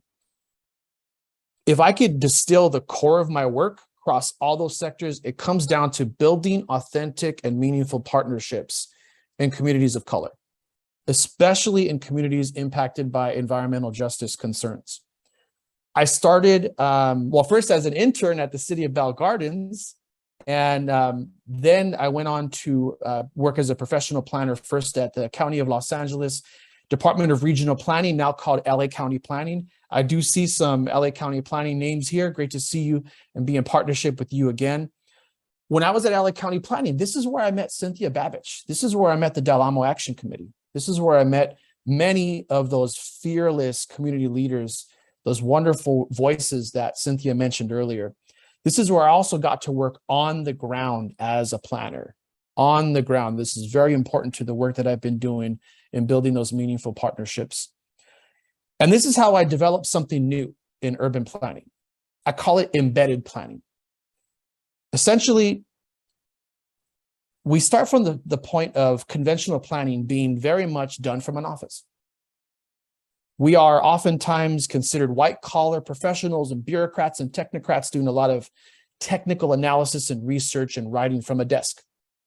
And that desk is in an office, and that office is not in the community. And going out into the field, talking to people, making that face-to-face connection is kind of the exception to the rule. You know, you do a site visit, you come back. With that, there is an inherent distance to the daily life of the community. We're creating plans for communities that we don't really know if that is the kind of ethos of planning. That's what I saw when I was at LA County, that if you're planning from a desk, you're really fundamentally not understanding the community and not understanding everyone's daily struggles and daily lives. You're not bringing more people into the planning process by any means. But it was different for me at LA County, because at LA County, the planners go out to implement and enforce the code. You know, typically in cities, that's done by building and safety or retired police or a code enforcement officer, anybody but a planner. But the thing about LA County that was very special is that the planners go out there. So I got to work on the ground, dealing with industry, dealing with factories, dealing with people's homes and businesses, and making connections with people like Cynthia and Dak in their personal spaces, right? At their homes, at their businesses, at their doorsteps. That personal and proximate connection to people, well, I saw the difference. I saw that we were building bridges more and more with communities that had long distrusted planning. And I also saw that we were writing better plans. We were writing better policies and implementation actions because it was informed by the actualities of daily life. So after doing this for a couple of years, I had this epiphany, and it was, hey, this is something new. When you intentionally move your work to the street level, this hasn't really been done in planning before. It's informed by a lot of planning theory and planning ideas, but even the more radical forms of planning are still kind of done in an office. So I eventually said, I think I'm onto something here, and I gave it a name. I called it embedded planning because I was embedded in the neighborhood. I was part of the daily fabric in West Carson and Florence Firestone and Willowbrook and West Athens, Westmont and Lenox, and all these other communities that deal with environmental issues and struggles. So I'd like to define embedded planning for us. This is where the planner moves with intention to relocate her work to the street level. It doesn't mean that you never work indoors. It doesn't mean that you're never in an office. It doesn't mean that you never go to a commission hearing. It simply means that you push your work as much as possible to the spaces and places of the community. You go where the people are. You demystify what is planning at their doorsteps. You get to know them, they get to know you. And if you're their planner planning their community, they should know who you are. That is how I started to build so many more meaningful partnerships and bridges with West Carson and so many other communities, especially all the communities impacted by environmental justice concerns. And you think about it, if communities are trying to understand environmental injustices, they may have to navigate the community planning process. They may have to figure out where to find permits. It might involve filing all kinds of Public Records Act requests. Well, a lot of that can be very off-putting and intimidating. And imagine instead, if you're a planner coming to the people and working in their spaces, you're deinstitutionalizing planning, you're bringing it to them. That is what I've been doing since 2006, really, with the Del Amo Action Committee and with so many other communities. And I tell you, I've seen results. It has brought more people into the planning process, and it has helped build bridges that were not there before. So, this symposium, we're talking about many things, and one of them is sustainability. And I'd like to talk about sustainable relationships and sustainable partnerships, because that's really how I've been able to keep doing this since 2006 in these communities. Today is a continuation of a partnership that I've had in unincorporated West Carson with the Del Amo Action Committee that spans my time at LA County Planning, and then at the LA Neighborhood Land Trust, and now at the South Bay Cities Council of Governments. We're working together in a continuing partnership that we've had for the last decade plus, because I rooted myself in their community spaces. I had a chance to work with DAC on developing their visionary plan for the community, which is entirely bottom up, not done by the county or any other entity. It was entirely done from the grassroots. I worked with DAC with the development, the design, and the soon-to-be opening of Wishing Tree Park in West Carson. And now we're working together on these annual talks and more. And this partnership goes both ways, and I'll tell you why. Last semester, I was teaching a course at Pitzer College on community planning, and Cynthia Babbage from DAC was one of my guest speakers, and she spoke for 2 hours about not only the partnership we've had, but the work that they've done to create their own bottom-up visioning plan for the community. And she happened to be one of the most popular speakers that we had in the entire semester. So this is how the partnership goes both ways. And again, it started by me going to their neighborhood. So how do we do it? How do we push our work to the street level? How do we do embedded planning? It's a lot. I know it's a lot, and it's not part of orthodox planning. It's unorthodox, and we're slowly chipping away at that. But for the meantime, if we're going to start doing embedded planning, we want to have some takeaways for practice. So I'd like to offer the 3 key takeaways that have really been instrumental in this continuing partnership with West Carson. And here they are. Incidentally, these can be done anywhere. This is not unique to any specific city or unincorporated area. So you can do this too. Number 1, build relationships in the spaces of the community. Trust is the bedrock of good community planning. And remember, the planner has to earn trust. Trust is not accorded to you. Trust is not owed to you. The neighborhood doesn't owe you anything, my fellow planners.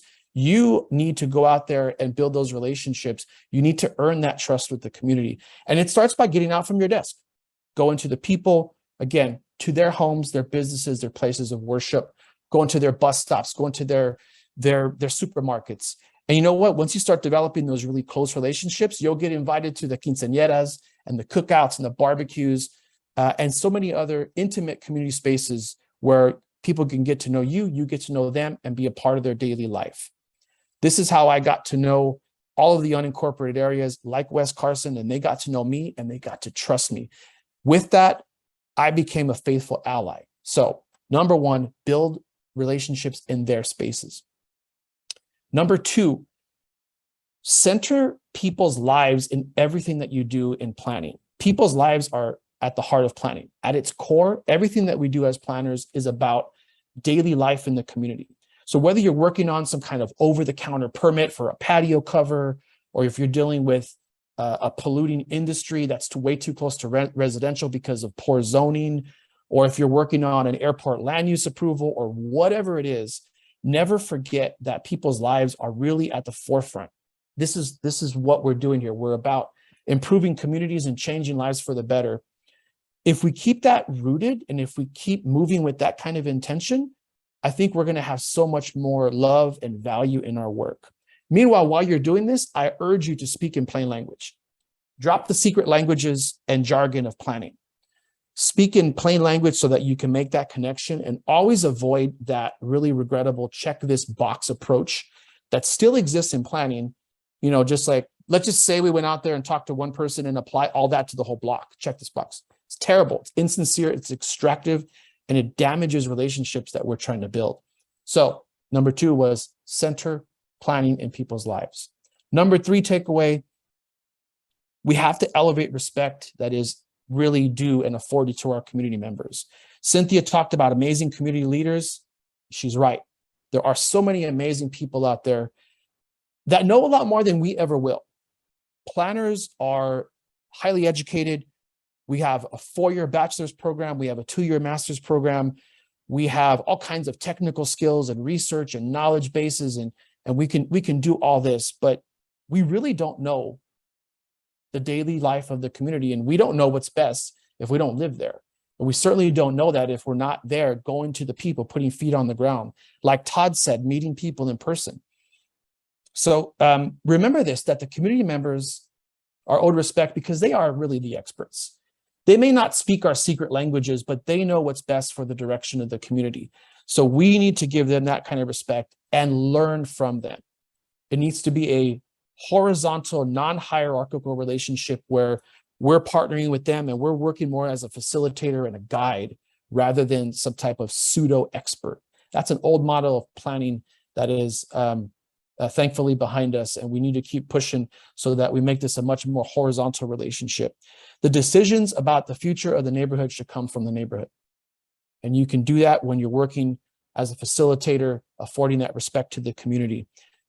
At the end, this is really the basis for good collaborative planning that puts the community first. So number 3 was elevate respect for the community. I'm going to leave it right there. And I look forward to hearing from my colleague Andrew next, and being available to have a good conversation with you about embedded planning and how we can make planning a much more humane and horizontal process. Thank you, everybody. Thank you for that, Jonathan. Very helpful. So, Andrew, you want to talk about green zones? Yes. Thank you, Angela. Thank you, Jonathan. I do see that we had the bio dropped in the chat, and that was kind of my first slide, so we can go on to the next slide. So this is a fascinating board motion. This is one Cynthia brought up. I encourage everyone to find it and read it. The presentation that I'm doing right now is going to focus on the LA County planning efforts, but as you can see, there were numerous departments and agencies that were part of the collaborative of this initiative in 2015. And then next slide, please. So the Green Zones is considered a program. And I want to thank all of the organization individuals that participated in this process, because that made it more robust. And it was also, has been quite a long process. If you made note of that board motion, that was in 2015. And the Green Zones came into effect this summer. And next slide, please.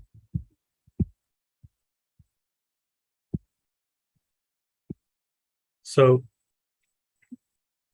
these are kind of the 4 cornerstones of the Green Zones program: land use policy, community engagement, environmental justice, screening map, and the prevention mitigation. So environmental justice issues are inherently related to land use, incompatibility, and regulations. There are toxic pollutants that are emitted near residential schools and neighborhoods and pose a threat to public health as well as the environment. And so this Green Zones program includes land use policies and zoning regulations to improve neighborhood conditions. The community engagement was focused through an awareness of environmental justice. It identified community needs. It encouraged meaningful participation and transparency. There were ground truthing activities in 2016 and 2017 that I was able to participate in and support. And it was definitely eye-opening and amazing to see the community engagement, to see residents with lists and addresses, kind of walking their own streets of locations that were identified as environmental concerns and gathering data and then bringing that back to be input into this process. There's also an environmental justice screening map. The Green Zones program identified stationary sources of pollution and kind of analyzed the cumulative impacts and made recommendations from that information, as well as the ground truthing activities. Now, prevention and mitigation strategies are an important component of this. The Green Zones program developed ways to improve coordination among various regulatory agencies, as well as standards of development and conditions for discretionary permits. So as kind of you heard Cynthia mention, and also Jonathan, there's kind of, when you apply for a land use, there's ministerial, which is over the counter, which is sometimes a patio cover or a fence or wall, and sometimes additional square footage and ADU. And then when it comes to a discretionary permit, those are that has to go through a public hearing, that has to go through an environmental review, that has to go through to the Planning Commission, where there is an opportunity for the public to comment. So there's also public noticing that happens. Next slide. The Green Zones program is now in effect. It applies to any land use application that is submitted after July 14th of 2022. Next slide. So now here is a map that shows all the Green Zones districts. They include South San Jose Hills, Avocado Heights, West Whittier Los Nietos, East Los Angeles, Florence Firestone, Walnut Park, West Athens Westmont, Willowbrook, West Rancho Dominguez, East Rancho Dominguez, and West Carson. And next slide, please. So all of the information that I've been sharing, whether it be is on LA County Planning website. I also want to share these resources with you because I definitely think they are kind of some of the cornerstones of the program as it moves forward. So these are all publicly available. Is it possible to click the links? The first one, parcels.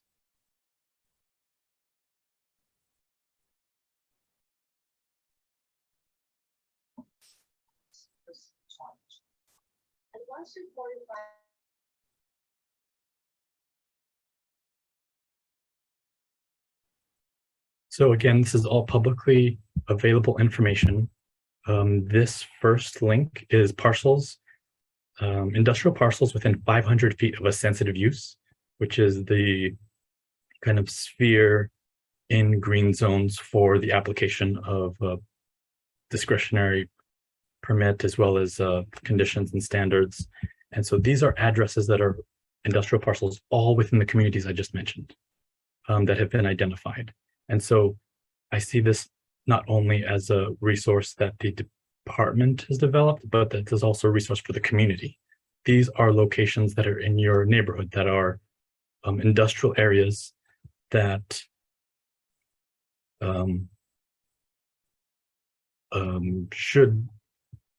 should have a closer look at. And as Jonathan was mentioning, have been planners at LA County Planning, kind of being on the ground. One of the things that activates us to go out and take a look at things is when there's a call from the community, when there's a call from a neighbor, from a resident, from sometimes a partner agency saying, something doesn't seem right here, or we're concerned about this, will you go ahead and take a look too? And so that brings attention to a neighborhood concern. There is another link, if we could go back to that slide. The final implementation guide is a document that tells the history of the program from the 2015 board motion up until its most recent taking effect. There are existing permitting processes, new design standards, new reporting requirements, and implementation resources. And so if we could go back to the next slide, or go back to the slide, there's a frequently asked questions.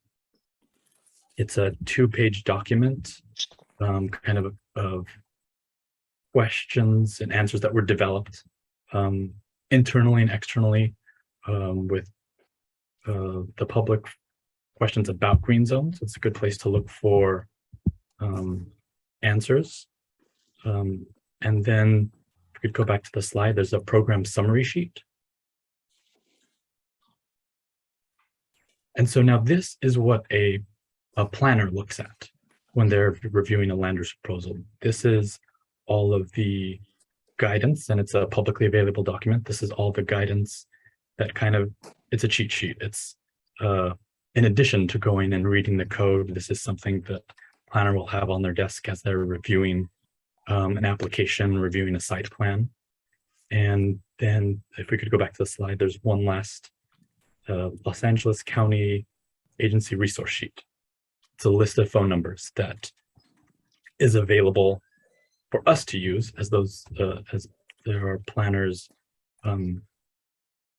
trying to find solutions to complaints, but then there are also a list of numbers for the community, for residents to reach out and kind of build partnership, build network, and find solutions to many of the challenges that we face that are the legacy of land use plans that ignore community concerns, but that there's also an opportunity to kind of build a new legacy with all of the plans we're developing now and programs that we are implementing. And I do want to make a quick plug. So this is a quick introduction to green zones. There's actually going to be a green zones panel at an upcoming American Planning Association conference in Anaheim coming up in October. And it will have a mix of the planning staff that worked on the development of the green zones, as well as our partners in public health, talking to planners, talking to environmental justice advocates, and talking to public health community, because this is something that we're looking to talk about, to share, and so to advocate for in other jurisdictions, cities, counties throughout the state. Great. Thank you so much for that, Andrew. So now we're going to turn to Scott, who is going to build on the conversation that we've already started looking at the local, and Scott's going to take us up to the state level. Scott? Good afternoon, everyone.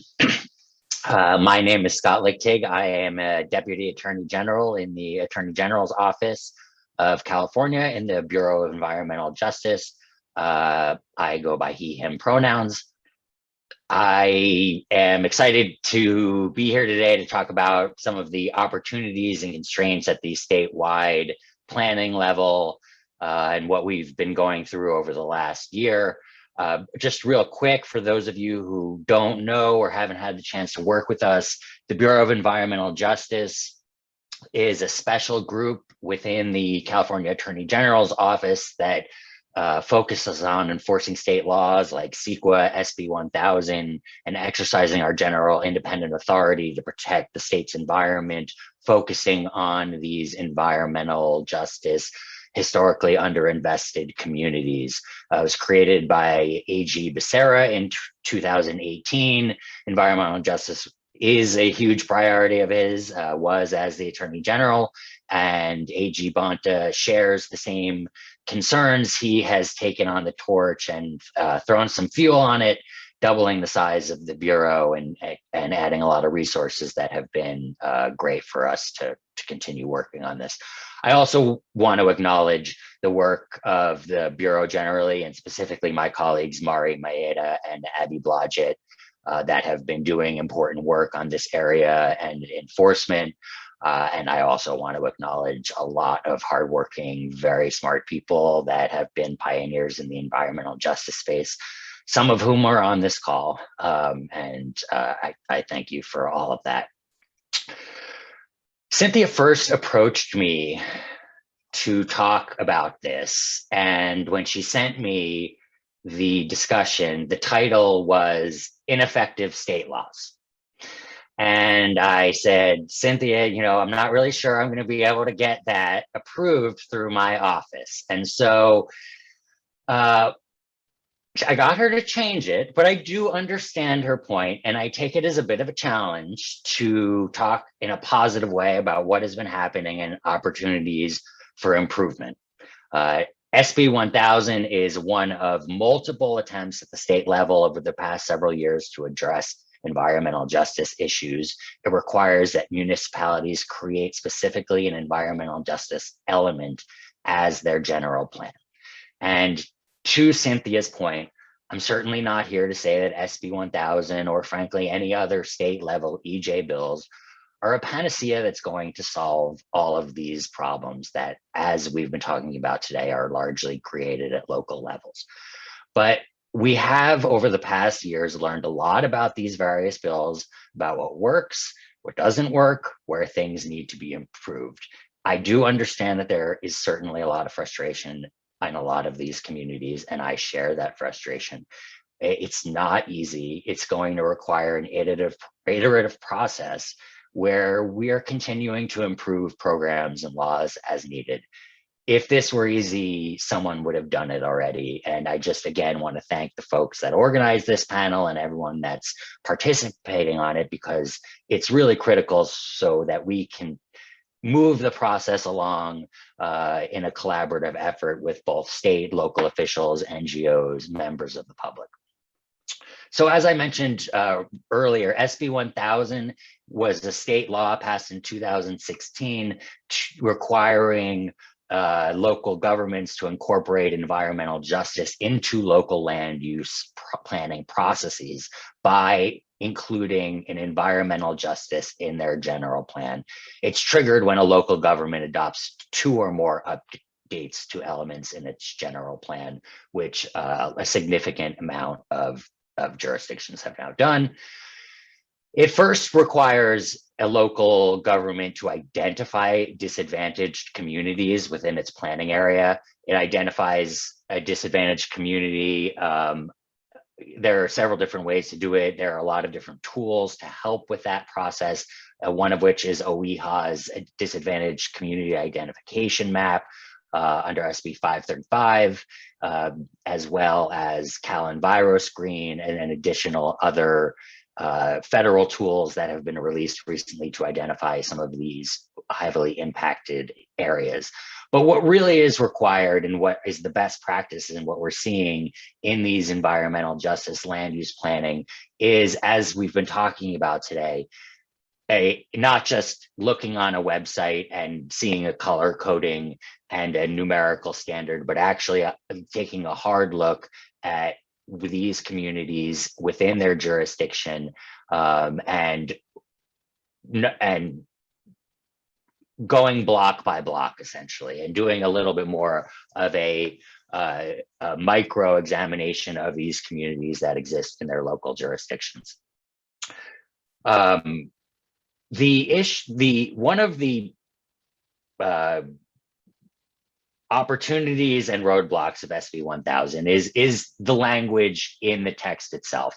And if you'll humor me real quick, it essentially mandates three things.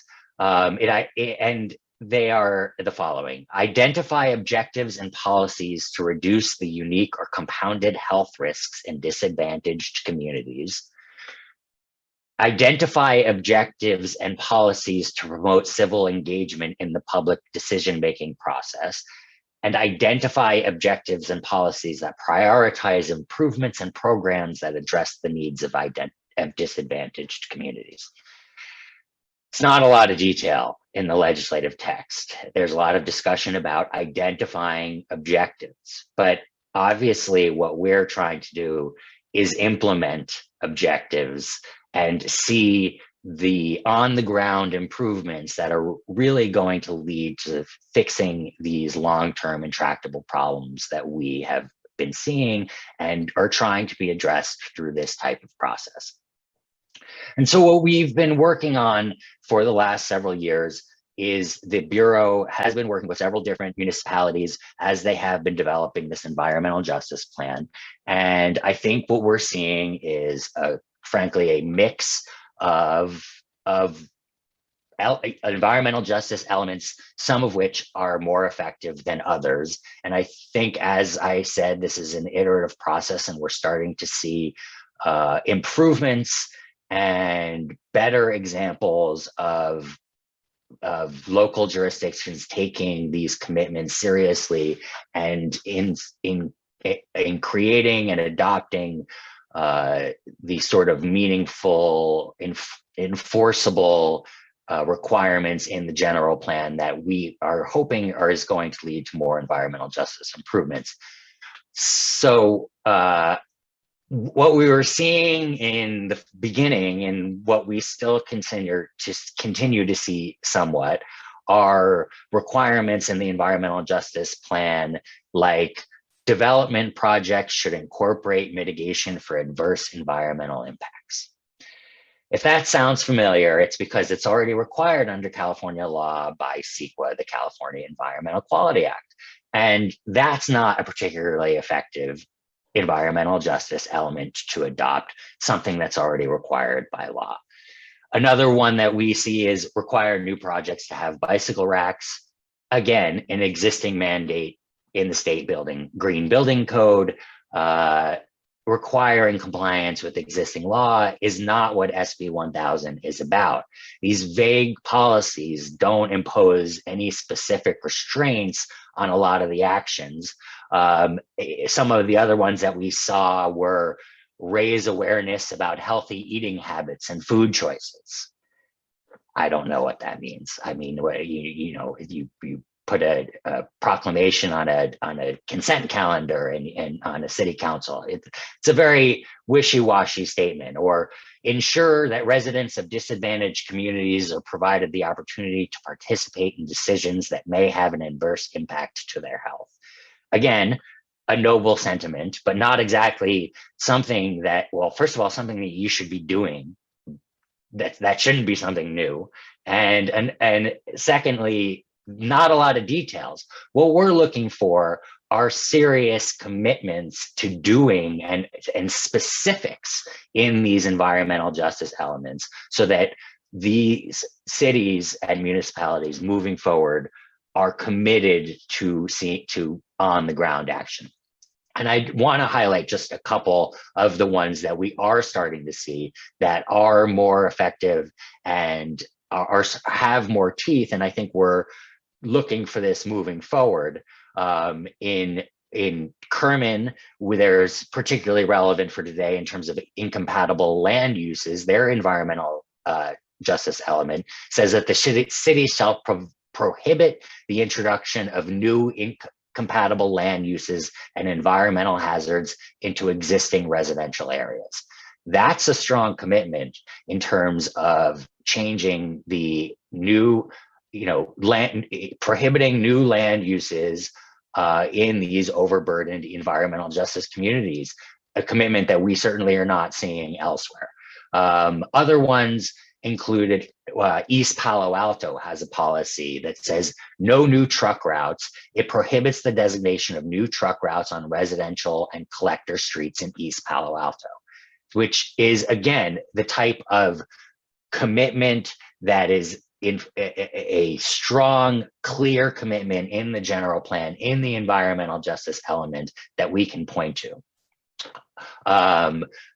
Placentia also has a similar one with regard to prohibiting new sources of air pollutant emissions in disadvantaged communities to minimize impacts on the population, especially children and senior communities, and encouraging any existing sources to use feasible measures to minimize emissions. And so we are starting to see a transition from some of these more wishy-washy sort of promises into some of these really enforceable commitments to making on the ground change. Again, I'm not here to tell you that SB 1000 and the state level planning efforts are going to solve all of these local land use conflicts in these environmental justice communities, but for the first time, it is requiring that these municipalities take a hard look at what's been going on in these communities for a long time. And it requires that they take a hard look from a 10,000-foot level. And to be honest with you, that's something that there's a pretty good chance they have never done before. And this requires that step back. It requires the identification of the specific communities that are in need of these assistance and these changes in the land use policies. And it identifies improvements in how we're going to move forward. It is a change that can be frustratingly slow, excruciatingly slow. I understand the frustration, but I do know there are a lot of good people working on this. A lot of them are on this call right now, and there's a lot of effort to move the ball down the field at the state level and at the local level. And again, I'm just excited to be here today and want to thank you all for listening and look forward to collaborating with you. Great, thank you so much for that, Scott, Andrew, Jonathan. Really great overviews and great thoughts about what's happening out there. I do want to just pause quickly. I'm monitoring the chat and I don't see any questions in the chat, but I do want to call out again that Andrew did drop into the chat the information about the panel, the conference that he noted in his comments. And so since I don't see any questions in the chat, I'm going to move us on and bring Bhavna into this conversation. We've dropped Bhavna's bio into the chat so you can read more about her and the work that she does. And Bhavna, I'm going to turn it over to you to talk with us a little bit about cumulative impacts. Okay, thank you for inviting me today, and I am happy to go after Scott, who I think had a really thoughtful and I think we are in a moment in which we can think about how land use, how do I share my screen? Let's see. Oh, well, thank you. That was helpful. How land use can be a really central route to intervene in EJ struggles.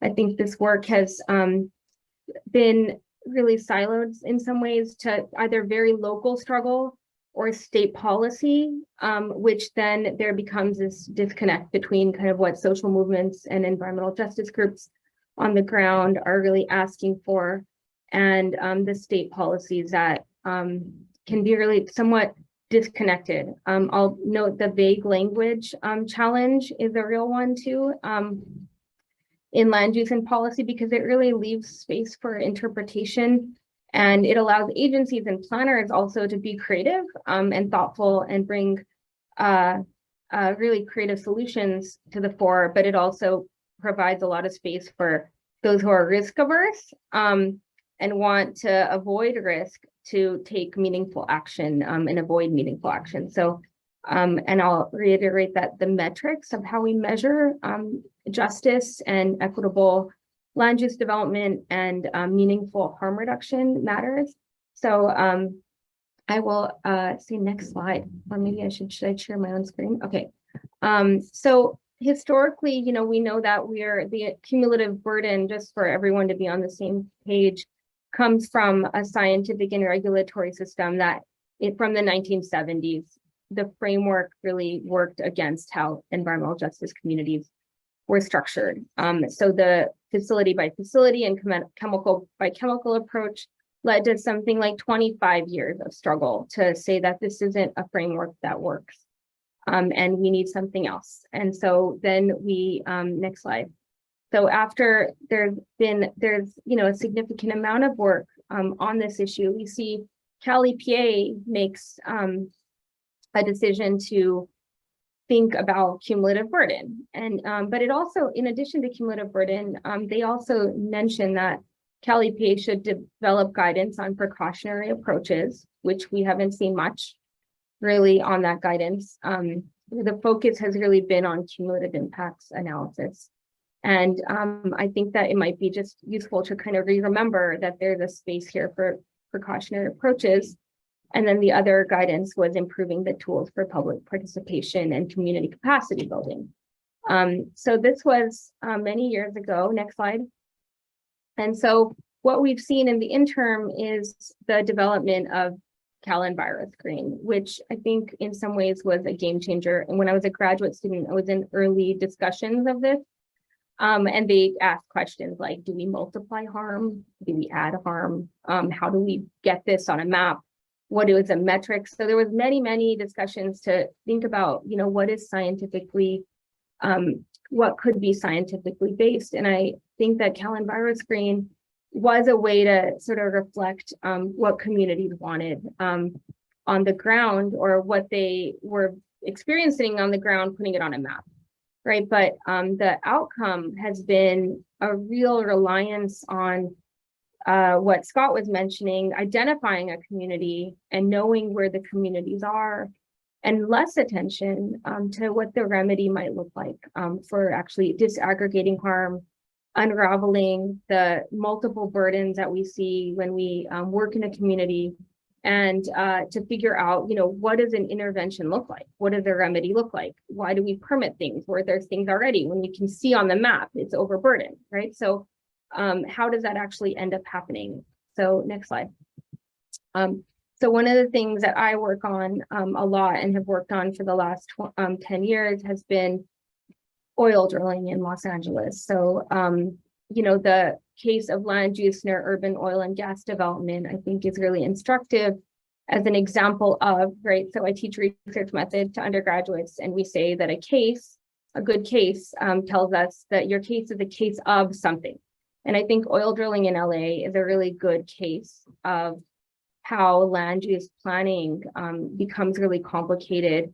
State level decision-making power and local land use authority get very complicated.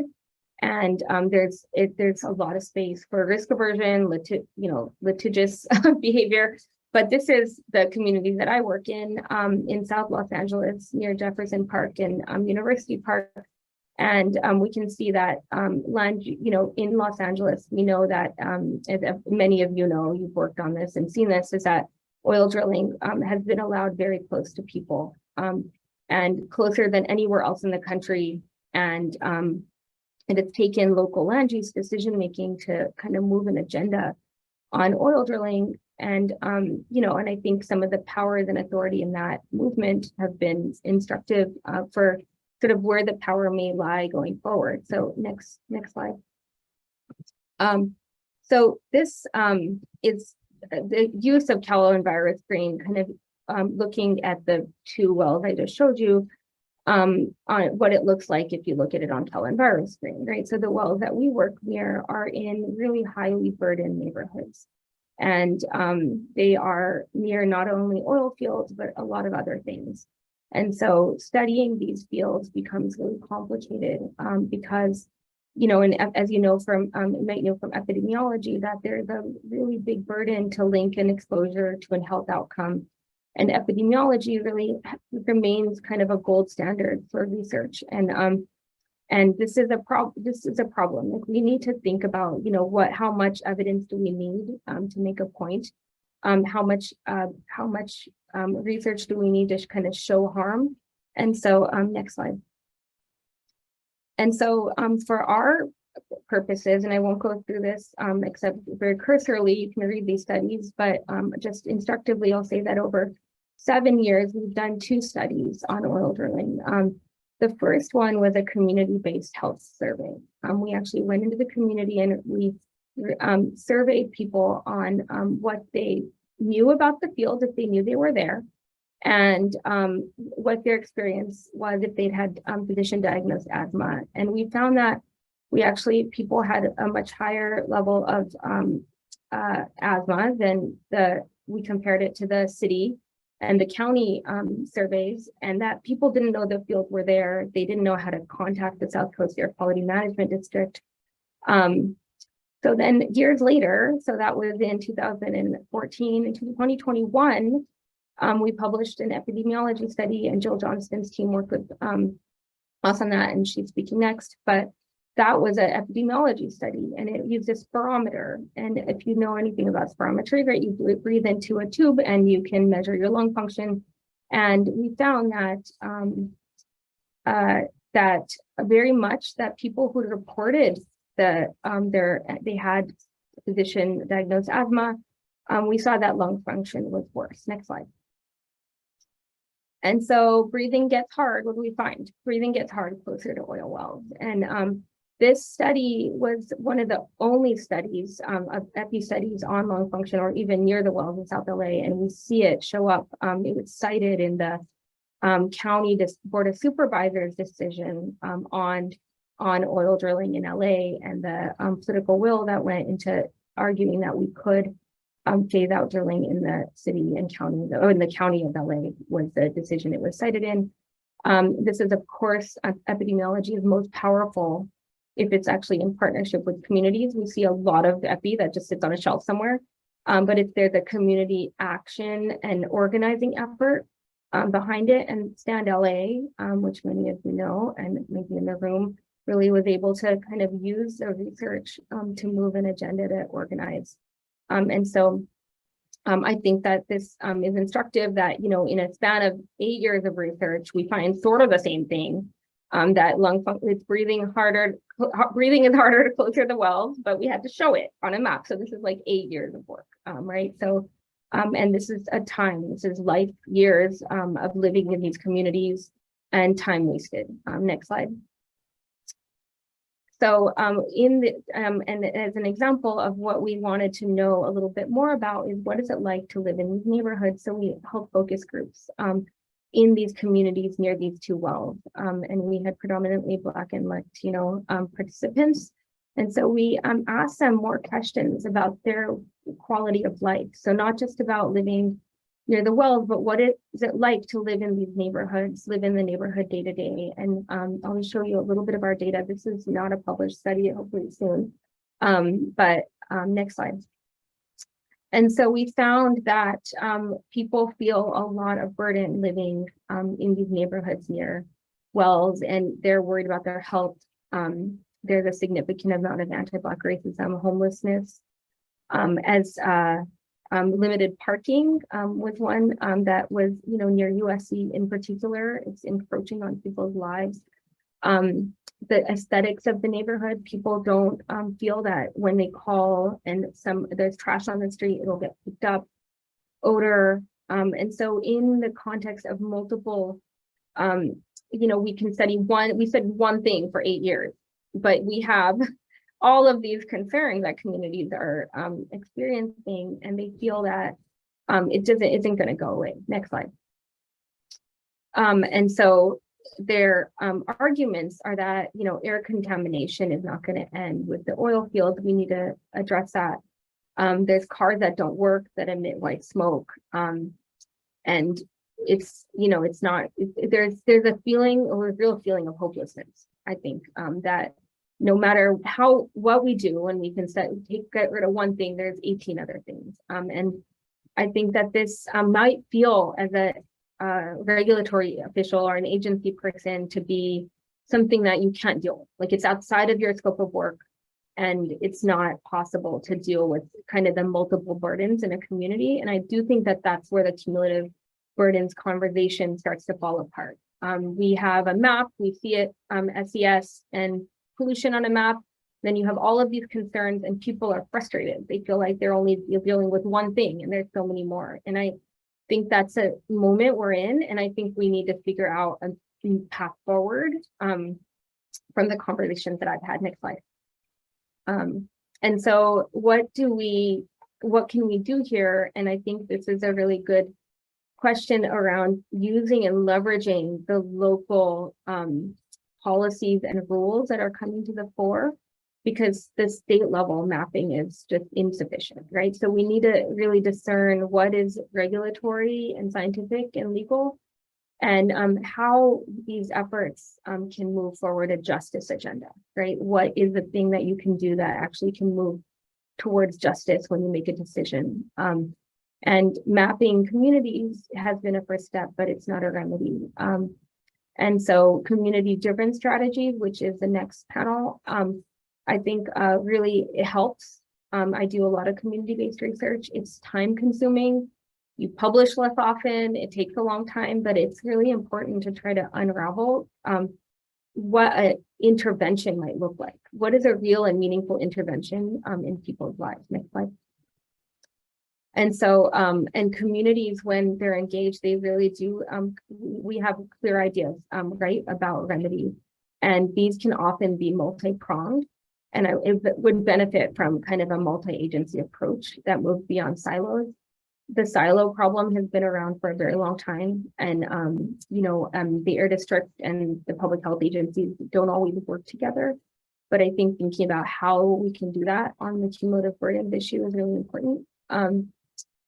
When a permit's granted in an already burdened community, it raises lots of trust issues about power and process. And so that, I think, it really chips away at trust when there's a permit in a place that it is clearly already overburdened. So we, as a reminder, I think where we are now is we're really just starting kind of thinking about remedy. We've done a lot of mapping, and as a reminder, we do have space to think about the precautionary principles, better public participation in community capacity building. Next slide. That's it. So I do think that there are some tools like you can end share, like 617 that have, I'm sure we can talk a little bit more about in terms of, it's there, it has funding from the state level, but the community process doesn't lead to action. And that has led to some frustration. So, I think as agency people in the room, that's maybe where the power lies in local. I think local land use decision may be the bridge between some of the local struggles and the state policy work. I'll stop there. Great. Thank you so much for that, Bhavna. Really just digging into the cumulative impacts conversation and how that has shown up in your work and across communities. And I think what we're going to do next is have Scott talk with us, right, about to bring even more insight into this conversation about cumulative impacts. And then if there are questions, then you should make sure you put them in the chat. And when we finish with this section, we'll likely move into a short break, but we'll see how that goes. So with that, Scott. Thanks so much, Angela. And thank you before for not making everyone listen to me for 2 15-minute sessions straight. That was really helpful, Bhavna. I think, between what you just presented and the comments that were part of the video earlier, I can certainly understand that there is an impression that state law is wholly inadequate to address these concerns from environmental justice communities that are overburdened. And when you see a map like that, and when you see a lot of these environmental justice communities, I think we all share those concerns. And so I want to talk a little bit about, and it's a somewhat complicated subject, but the requirements under CEQA, the California Environmental Quality Act, for addressing these cumulative impacts, because there are legal hooks for addressing these types of concerns.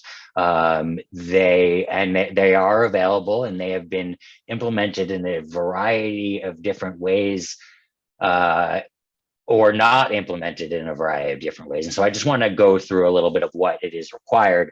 Again, it's a little bit complicated. I know I see a lot of scientists, and technical folk, and I see some attorneys that this is probably old hat for. I'm going to try and thread the needle on this a little bit.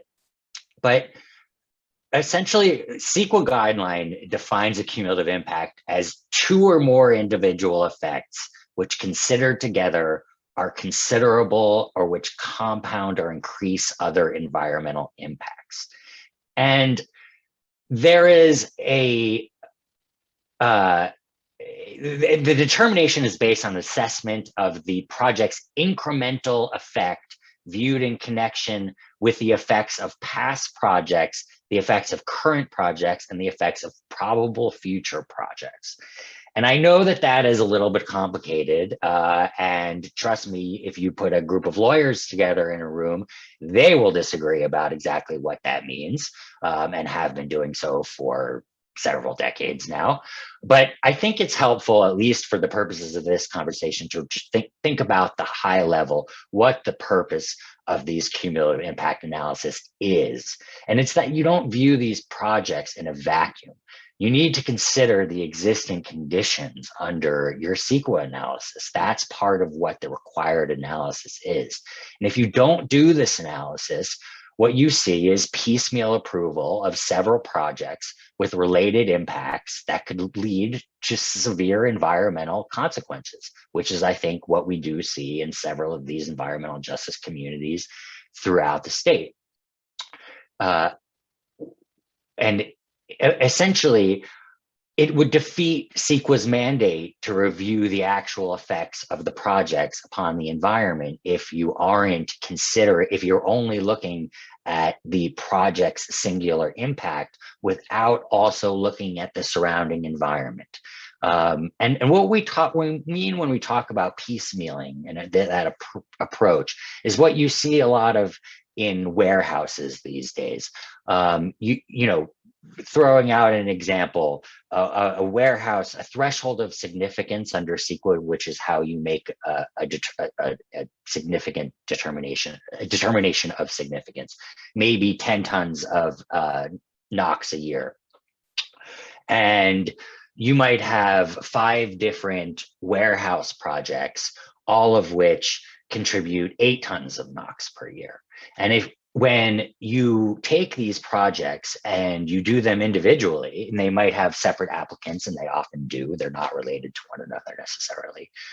When you take them individually, each of them falls below that 10-ton threshold of NOx emissions. And so they don't have a singular project impact.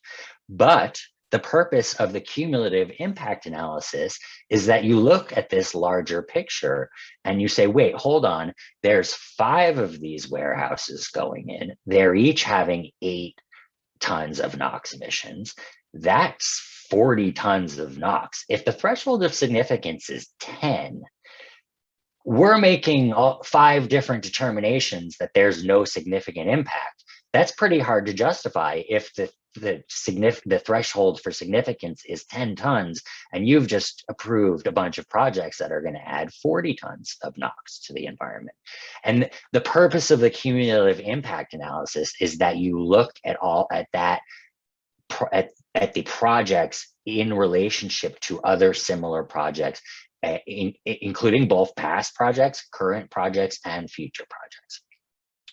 So this is hugely important for environmental justice communities, because this is what, these sort of singular project approvals is how we have kind of gotten here.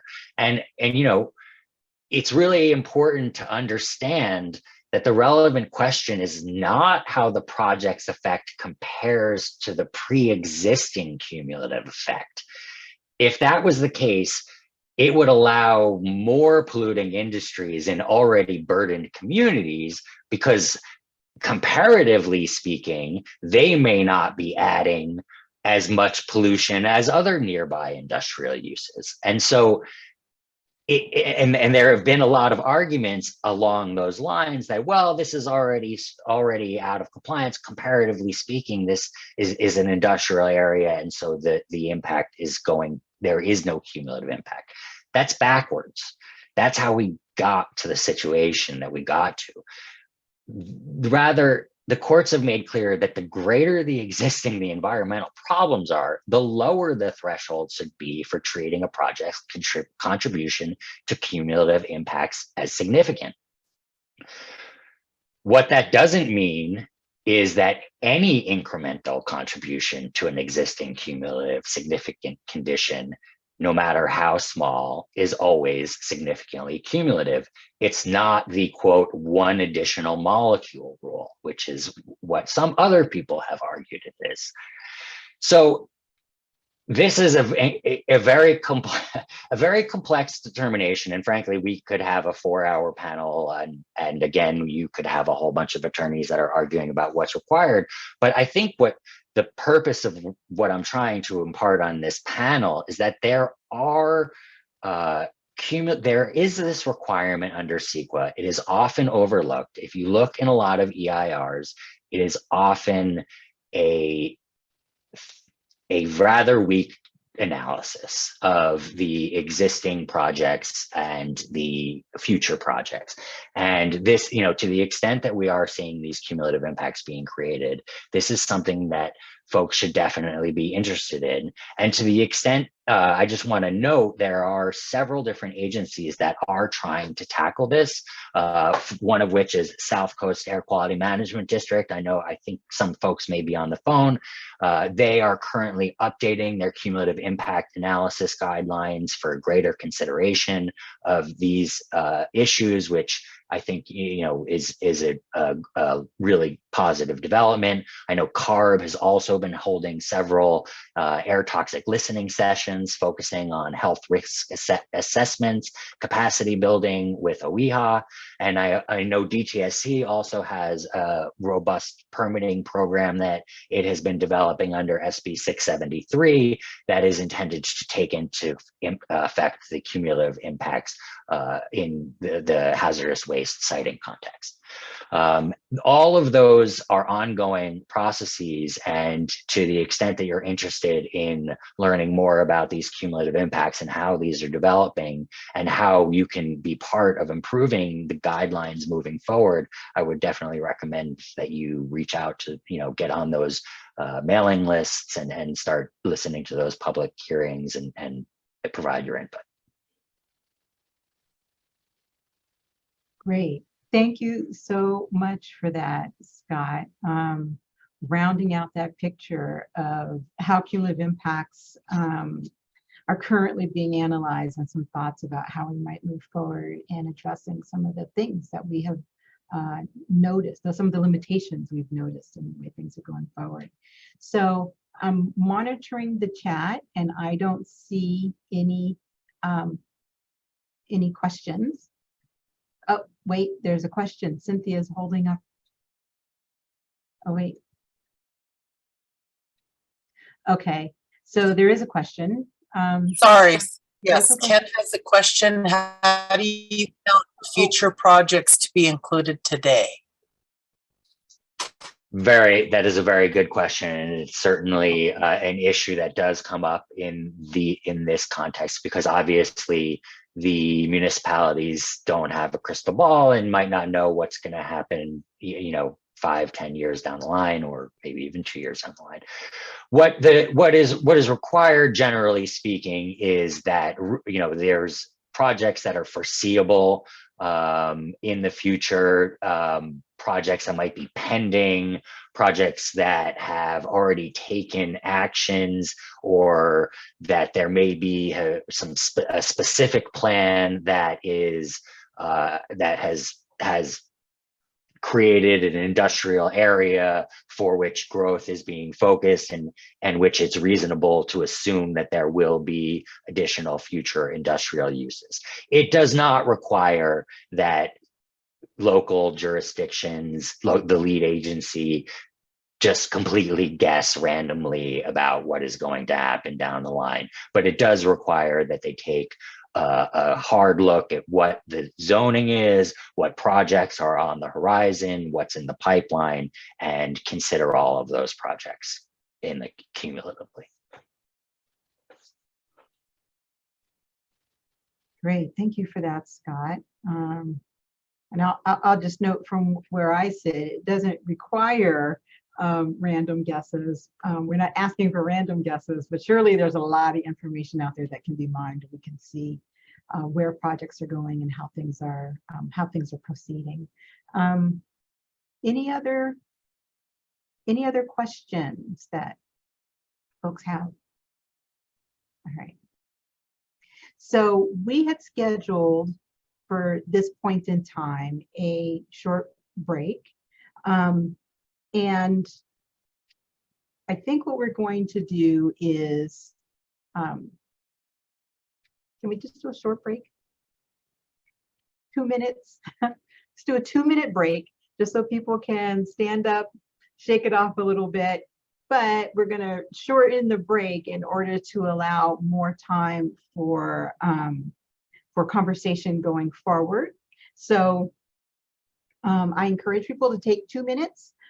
Before you do that, I'm just going to wrap up this section by noting my biggest takeaways from this, which is we have some frameworks and approaches that can be helpful, and there's more that can be done in this cumulative impacts space. In particular, things that can be done to implement best practices in planning, in planning departments, and in planning documents. Also, cumulative impacts and cumulative burdens are real and show up in real people's lived experiences, and the cumulative impacts approaches so far have not really captured that in real and deep ways.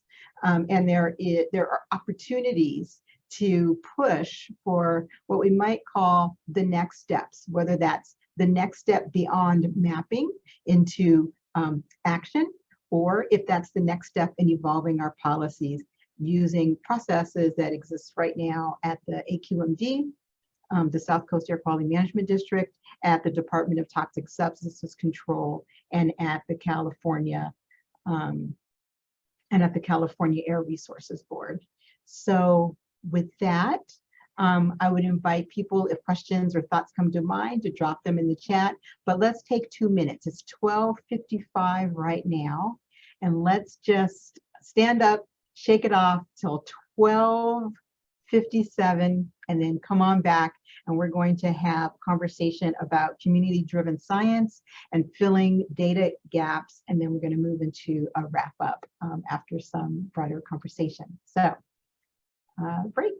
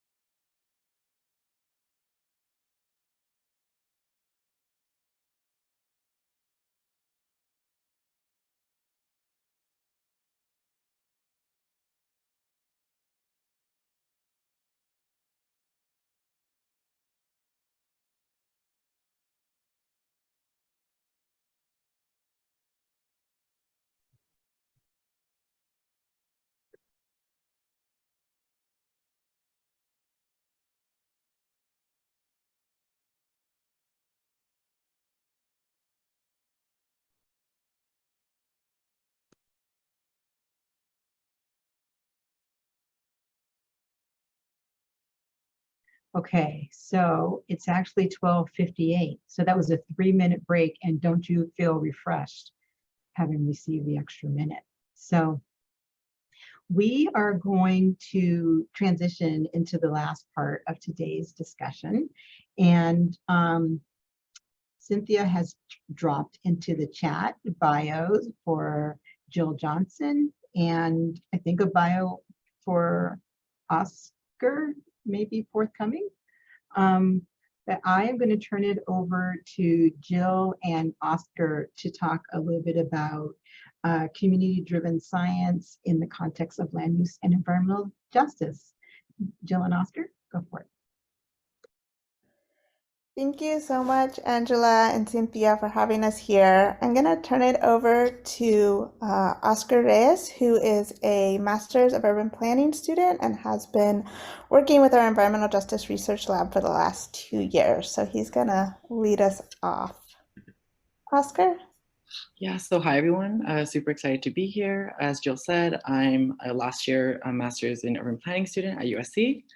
And I've had the honor of working at the Environmental Justice Research Lab, really bridging land use, environmental justice work, and community data science. So just a brief overview of what we're going to talk about today. Next slide, please.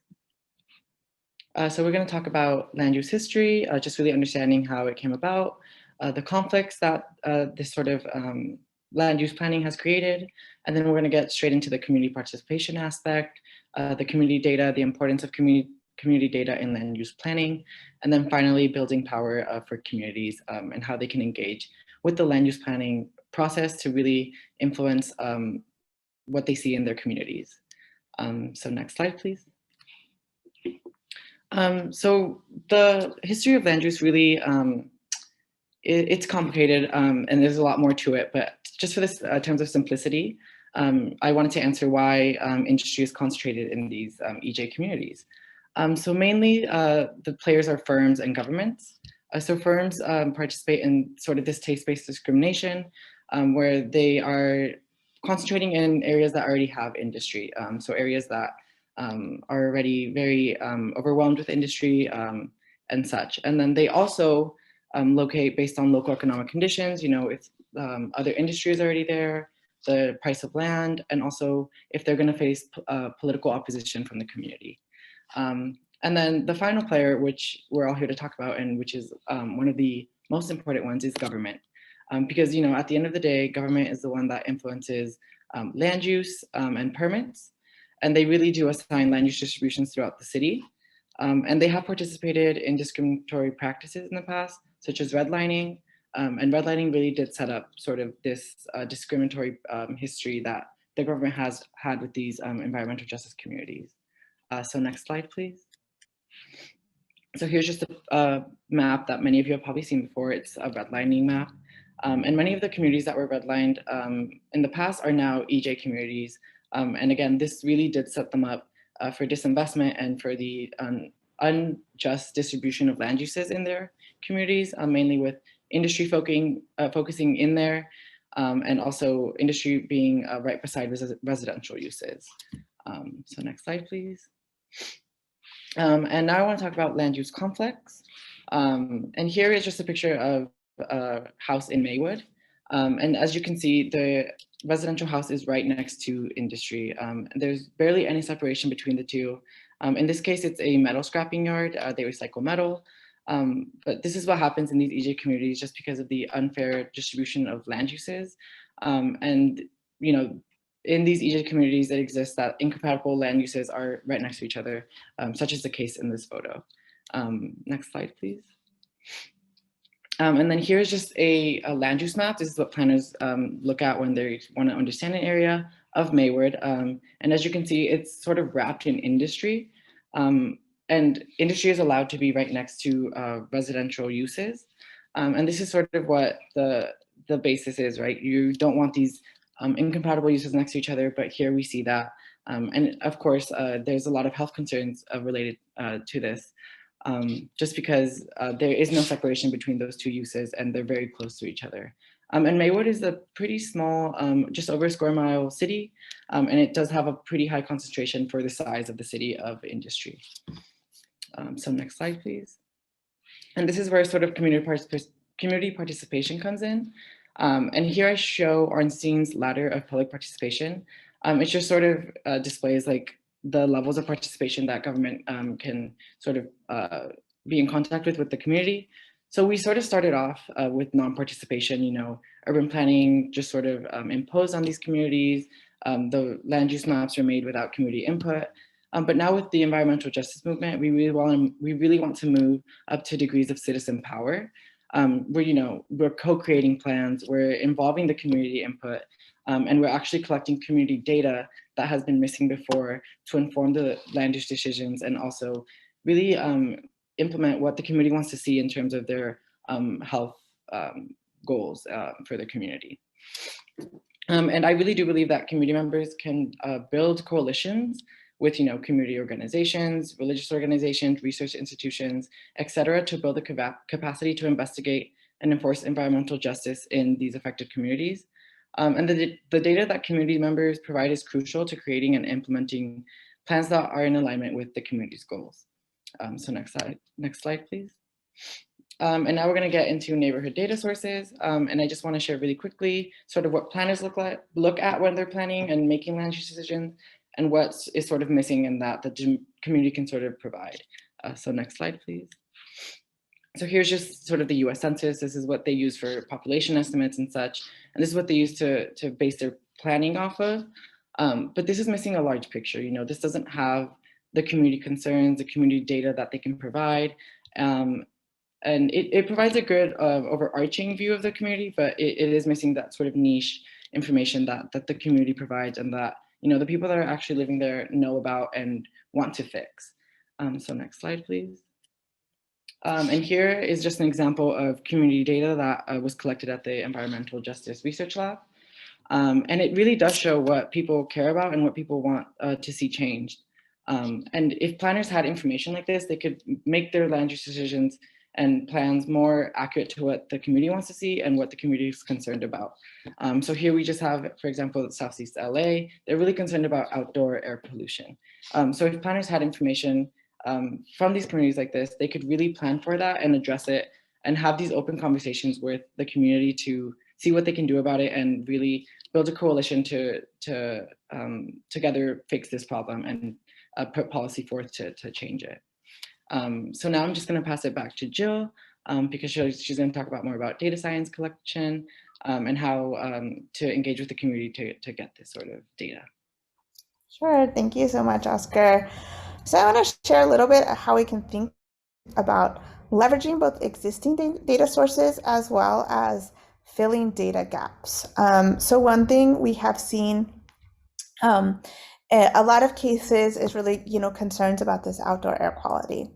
And there's also very few regulatory monitors, even in the county of Los Angeles. And so by using different sensors, like purple air sensors, very popular, more low cost tool, communities have really taken ownership of being able to characterize their their local air quality data in their neighborhood. And this can really help give us like tools and information about air quality at the neighborhood scale, and also like inform daily activities and be able to use this information to bring to policymakers or to advocacy spaces. One of the gaps with looking at these tools is really being able to synthesize all this data information. And so one piece we have been working on with community is being able to take all this purple air data that people have put out there and summarize it over time. So this is an example of one of the graphs that we produced that looks at the average daily air pollution levels for these sensors that are along the 710 highway that the communities have deployed. And so, being able to think through what kind of data is really important and how we can display or visualize that data really for ways that both policymakers as well as community residents can understand can be one tool communities can use to try to inform how we need better land use decisions. Next slide.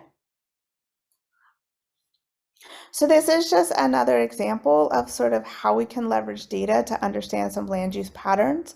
So this is another tool where we've looked at all the active and idle and sort of plugged oil wells across LA County. There's about 20,000 of these total, and been able to map it based on statewide data of their location. And through this tool, you can sort of click like you'd use Google Maps and search your address and see how close you may be living to an active or a plugged oil well.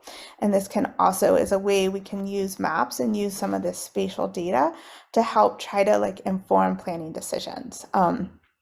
And, you know, as we see in LA, many of these wells are located less than 500 feet from where people are living. And this has been sort of help push the county and the city to look at phasing out of oil and gas production. Next slide. And just other tools to use to sort of build power and use land use is like, so I gave a couple examples of digital tools, but actually like using these analog tools can also be very powerful. Here's a picture of where we've kind of used felt and sort of created a map of South Central LA, like with the community, and they were able to identify both land use concerns as well as key assets of the community and have conversations of that in really like a hands-on sort of a way. We are working on different apps called Enviro Report, which is ways to try to help the community report environmental hazards that they see in the community and put it into a database that the community can really use and own, as well as share it with policymakers. And then also just walking the community is something really important and where we see a lot of expertise from local residents. So both being able to identify different land uses, identify potential hazardous facilities, because some of them may not be in the permit records or may not be adequately located in the permit records, but the community really knows where they are. And this is especially important for facilities like Oscar was showing at the beginning, like metal recyclers. Oftentimes those are not like correctly located in communities, but folks know where they're operating. And then other tools like walking around with air pollution monitors or counting trucks are ways communities have really collected data and been able to use that to push for change in different spaces. Next slide. So yeah, that's our quick summary. Thank you, everyone. And I'll pass it back to Cynthia. Actually, I think you'll pass it back to me, and I will quickly just grab that baton and pass it over to Charlene. And we have put Charlene's bio in the chat. Hi, Charlene. Go for it. Hi, good afternoon, everyone. Thank you so much for having me here today to talk about these issues. They're so important to me, and you know, land use, just like Cynthia, it's my passion. And so, growing up in Los Angeles, I've grown up in East Los Angeles, and so I've lived this experience, and so that's probably why I'm so passionate here. However, one of the things I want to speak on behalf of public health. You know, I'm very proud of the work that we've done in the last 7 years.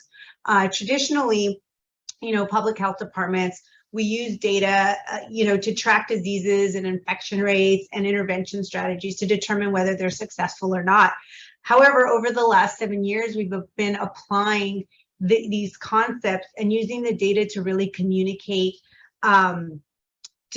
to our partner agencies that make decisions, you know, in land use or in environmental regulation or emergency response. So we've used these traditional concepts, applied them to environmental justice, and that brings us to where we are today. But a lot of the times our data, what we're trying to do is get our data and utilize it and communicate it to advocate for funding, to advocate for programming, or any of the resources that a community needs. And so during my presentation, I'll share with you just quickly some of the areas where we were successful in doing such. You can go next slide. Thank you. So this one we're looking at is a life expectancy slide, and it's we use at Public Health this life expectancy as a key indicator of an overall population health. And so this slide right here, we were working in a community in Westmont, and just showing how living in La Cañada versus living in Westmont, that's a 15-year difference. And so it brought attention, for no reason other than where they lived. We removed all the other factors and indicators, and so it was simply where they lived. This life expectancy, this measures the risk of a population and premature death. And so those, people in Westmont overall live 15 years short, less. And this is just the length of time that they're alive, not necessarily the quality of the life that they've lived. So that's not indicated in here. Next slide. So this is an example of another area where we were working in the Florence Firestone community, and we wanted to convey just how different asthma-related outcomes were for this community versus the entire county in general. So we could take the worst case and the best case, but in this case, we really just looked at this community versus the entire county. And as you can see, these emergency room visits are much higher in Florence Firestone. So that means they're going to the doctor that much more than the rest of the county for their asthma-related conditions. And so in these communities, you'll realize it takes a lot for them to go to the hospital. A lot of them don't have medical service, or they have large copays, or they can't take off time work. So the fact that they went to the hospital is a big deal. And so this, 82 versus 51, these numbers are they're that much more exaggerated, only because it's when you realize it takes a lot for them to go to the hospital, and then the fact that they went to the hospital a lot more times. The other statistic in here is that people were actually hospitalized. So they were so sick that they had to stay at the hospital. And so in that community, it's a low income community, it's a working class community, and to be out of work just it's a bigger hardship than on the rest of the community, on the rest of the county and other communities. And so these are the types of slides that we like to share with AQMD or with regulators or with anybody providing emergency response services for this community. You can go to the next slide. This is another example of blood lead levels in that same community that we were showing, that the children, this is children under 6 years old, just the rates at which they have elevated blood levels versus the rest of the children under 6 in the county. And this slide actually helped us push resources into this community in Florence Firestone to bring to them blood lead testing in their area, and lead paint abatement programming in this area. So these are the kind of slides that we have this public health data in our pocket, where we can paint a picture of what the community is experiencing, through their health, to be able to advocate for some of the programming and the funding. Next slide. There you go. But where we're going now, over the last couple years, has been to really characterize the community conditions. So we do collect data normally, health data, but what we really wanted to do was to collect data that would help give the community a base. And so some of those members, that team right here that we have to collect that data is really the community. There's no way we can collect that data without the community members, and strong community leaders. And so with that data, then we were able to track over time, whether the community concerns grow or whether they're resolved. We're able to engage with the regulatory agencies and provide as a public health official, that these are very concerning and the public health is being compromised. And so it does take a lot of community engagement, a lot of trust, both with the regulatory agencies, with the community, to be able to put ourselves as a public health in the middle of both of the community and the regulatory agencies, and kind of advocate on behalf of the community. And so next slide. And so what we've done in some of our other outreach efforts and surveys, we wanted to hear from the community. So we would go either door by door, surveying, or doing intentional outreach at some community events. But we would ask questions like, what are your concerns? You know, what are you concerned about? And I think Joe went over in her slide, gathering that same information about what are you concerned about? And it really helps land use and public officials kind of dive deep into what is bothering the community. The other questions we ask are, what are your experiences, you know, with industrial facilities around you? And most of the people that we talked to and asked that question, they said, I just want to know what they do, so that I know whether to be scared or not, or whether to move or not. And so that lack of transparency still exists, but that's some of the questions we ask. The other things we ask when we're engaging with community is, how would you like us to communicate to you and deliver information to you? Because sometimes, you know, people in highly burdened areas, they have other priorities. They're trying to find food, they're trying to get to work, and they're busy living, you know, their life and trying to get through their life. And so we don't want to put that additional burden on top of them. And so we frequently ask, you know, how would you like us to communicate with you? And then how would you like to be involved? Sometimes they're like, I can't be involved, and we get it. We'll advocate for you. We'll take your information and your concerns, and we'll advocate for you, and that's okay. We'll do that too. So some of the times too, we'll do our surveys at the grocery store or at the bus stops where people are already en route and already, so that we can gather the information without kind of imposing too much on them. Next slide. And so this, and I think we had talked about highly burdened communities.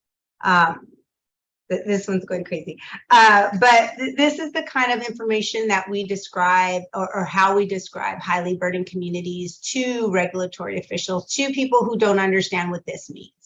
And, you know, just this visual is very helpful to people who don't understand cumulative pollution, who don't understand cumulative impacts, that, you know, this community is very heavily burdened, and they're carrying the weight of, you know, industrial pollution, and they're carrying the weight and the consequences of decisions that were not made by them.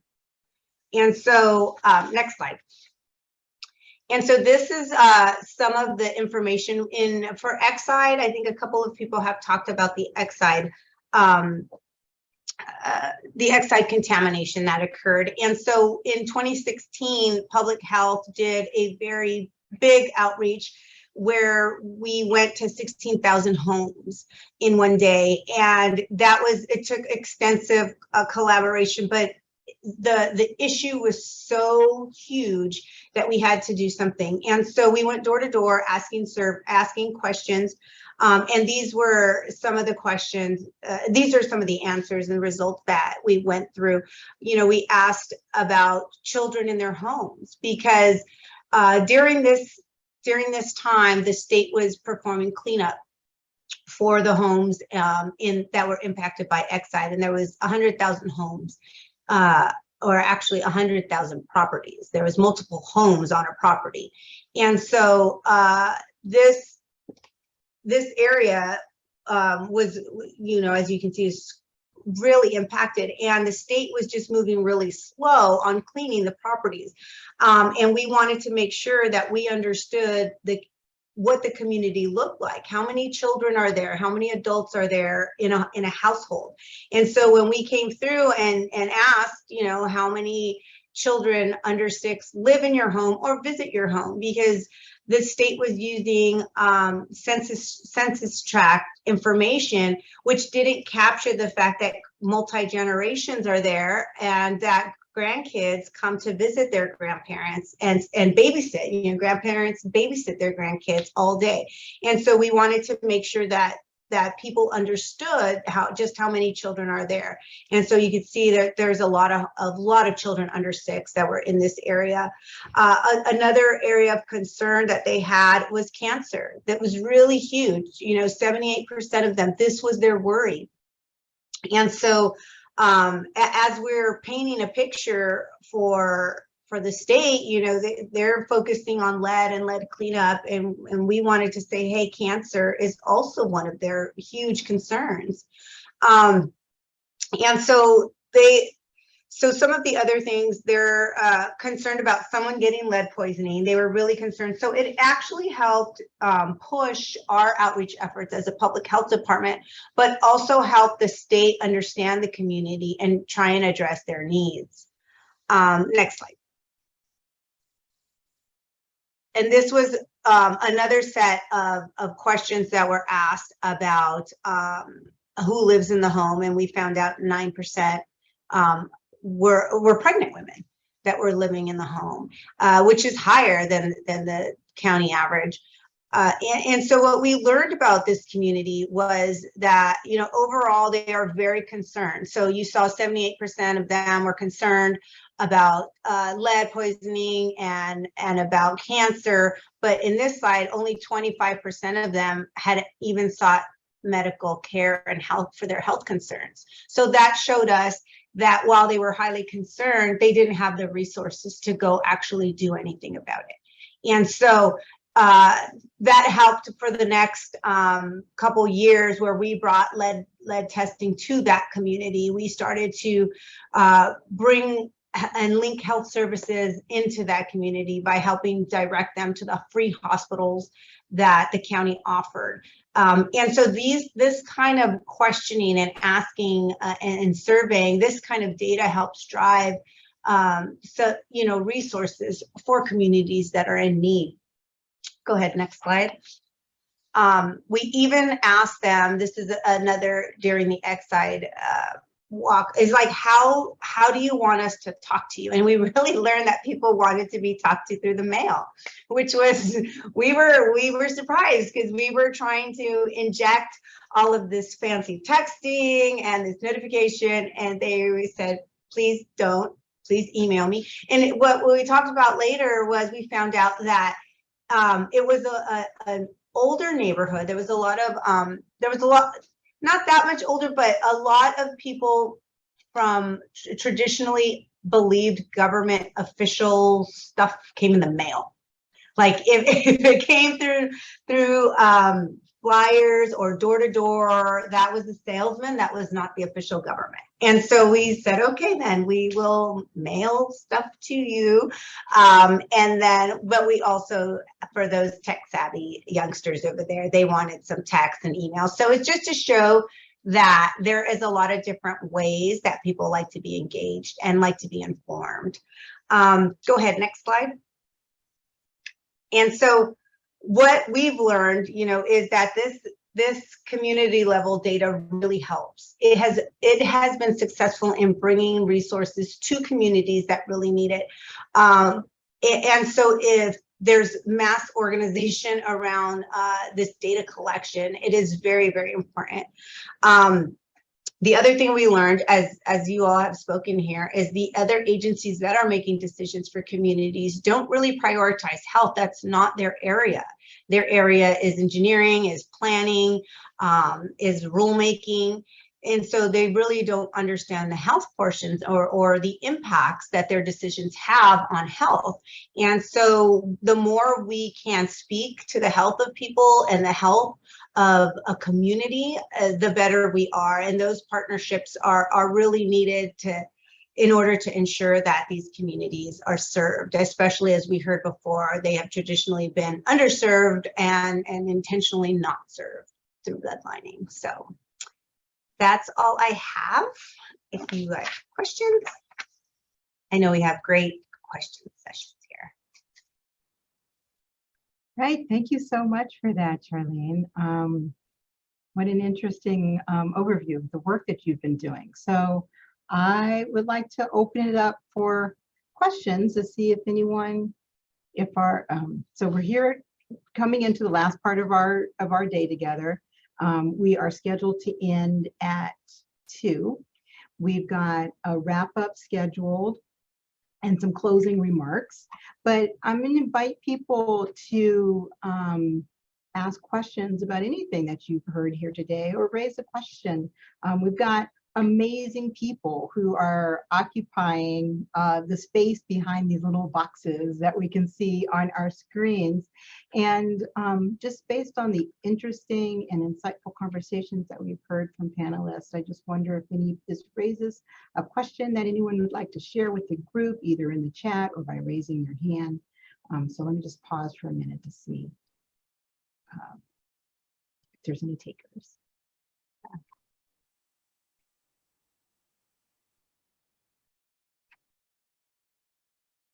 Bill Ross, looks like you.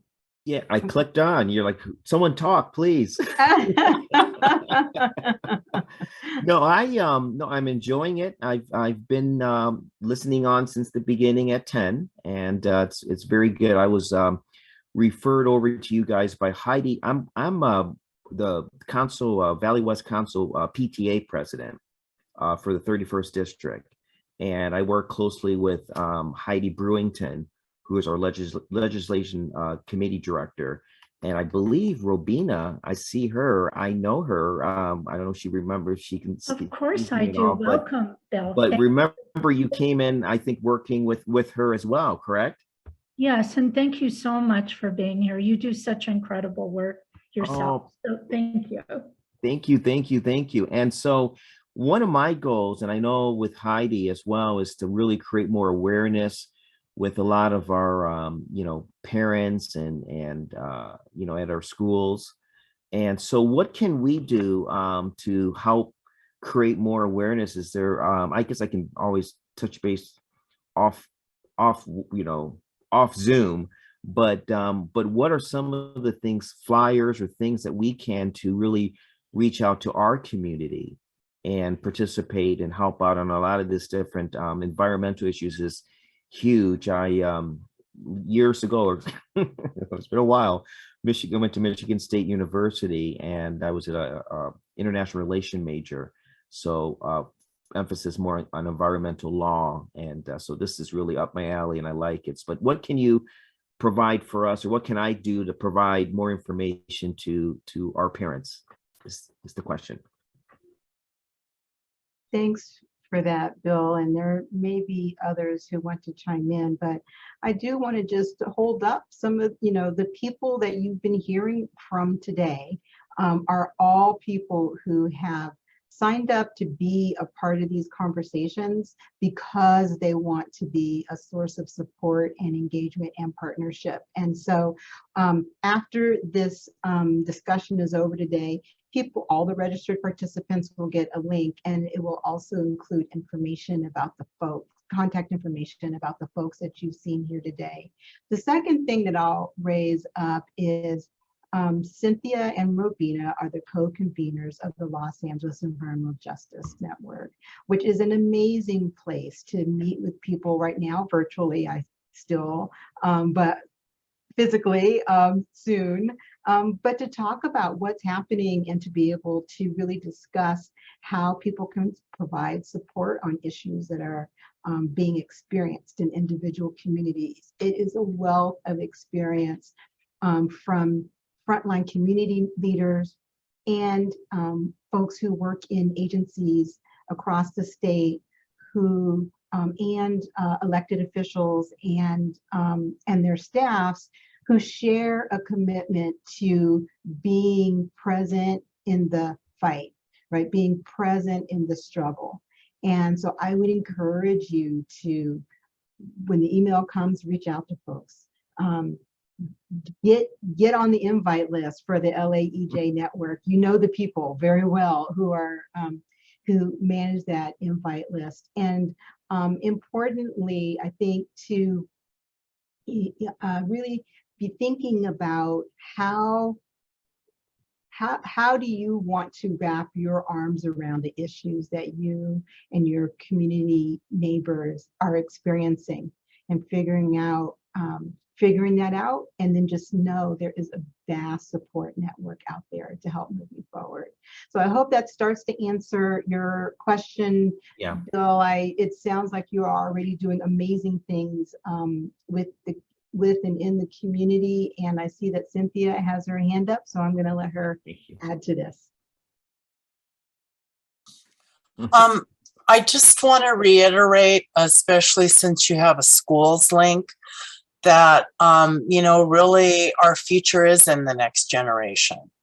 And we need to, you know, around schools is such a sensitive receptor to a lot of this onslaught that we're having in our communities, and any ways that you can send information home when you hear things are on your radar. As you mentioned, Robina is an awesome resource as well. But a lot of times these things are just kind of, you know, under the radar. So if you're super interested, which it sounds like you are, try and get to one of the planners that are in your area and ask them, is there anything coming up on the horizon that I should be aware of, so that you can kind of get in on the conversations earlier.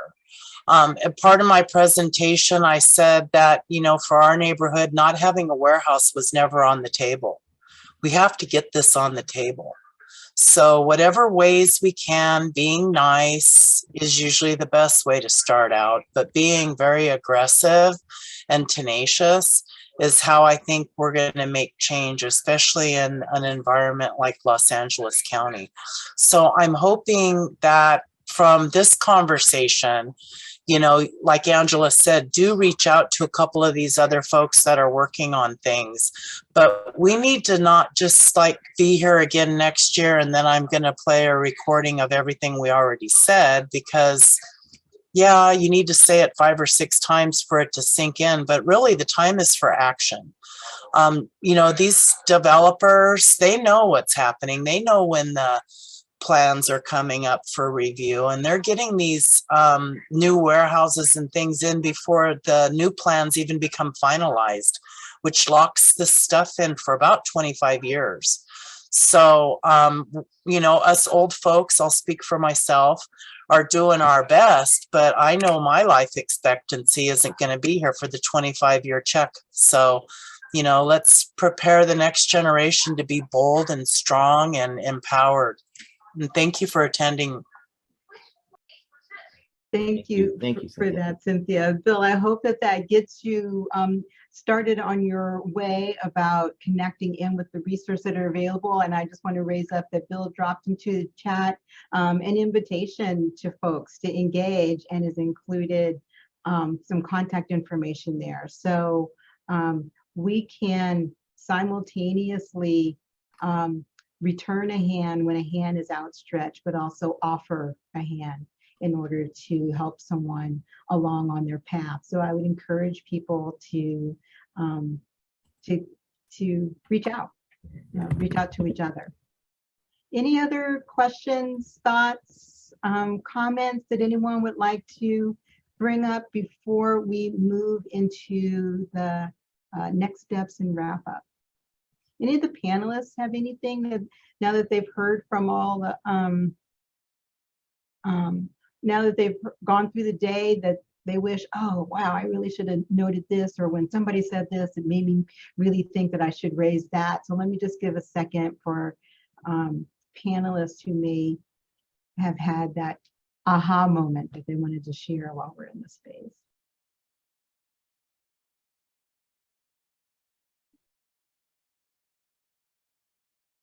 All right. Andrew? Angela, and Cynthia, one of the things that definitely kind of crossed my mind in the aha moment is sometimes as a planner, it's definitely schooled that, as Jonathan said, like we're technocrats or bureaucrats, or that we don't, it's not our voice, it's the community's voice that's important. But sometimes I think what gets lost there is that when we are interested and passionate in making sure that the community's voice is heard, that there is also an opportunity or a path for us to get more involved and to become advocates, and not to not to remain behind the desk, but to kind of push forward with that engagement, so that there is a more community representation, and that also, when it comes to the planning education, that it's something that we understand because we went to undergrad or we went to grad school or have had years of experience, and it's not something that all the community has. So at a minimum, it should definitely be kind of an onus on us to teach that, to speak plainly, to educate the community on planning, because we've definitely had the opportunity to get the depth of knowledge and experience, and not just leave it when we talk to the planning commission or to the city council. Yeah, thank you for that, Andrew, and for raising that up. And as a lawyer walking this path with so many wonderful people that I've learned so much from in frontline communities, I always say I may bring specialized knowledge, but I don't bring any special knowledge, right? And it's about sharing, and all partnerships that are effective and meaningful have each partner being equal in terms of their participation and bringing what it is they have to the table to share.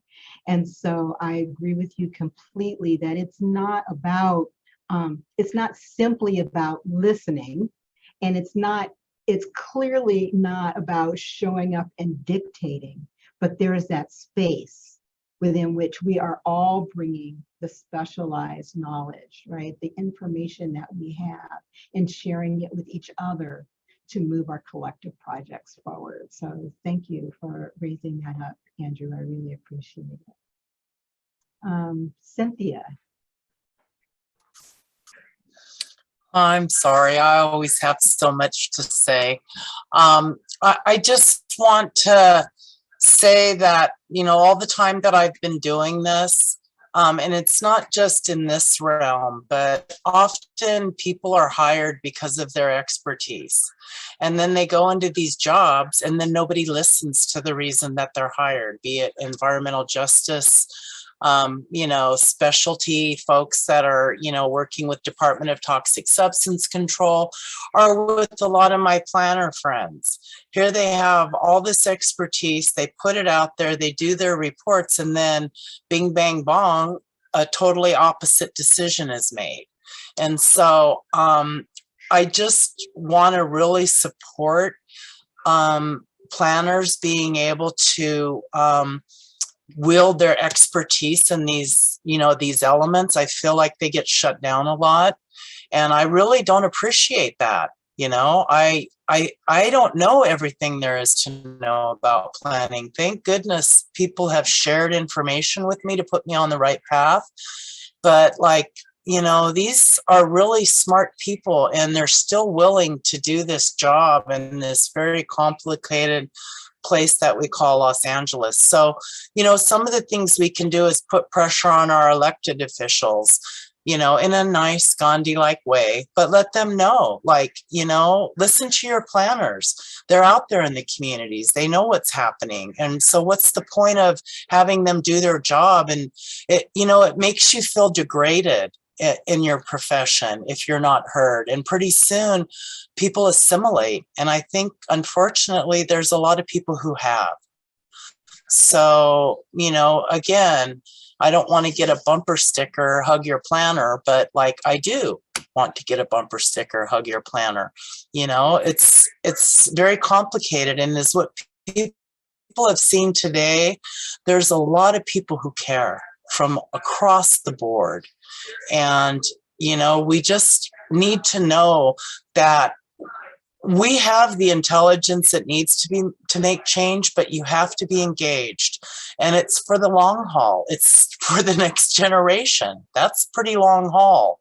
And so let's just wrap our heads around that and be prepared for it and be bold and, make the change, because it's not, the warehouse that Todd showed and I showed in our presentation, it makes me want to cry. And I'm not going to do it right now, but I'm on the verge. of how you can do so much and still something behind the scenes triggers something horrible like this from happening, whether it's political corruption, which I don't have time to figure all that out, but like, I'm sure there is some of that going on.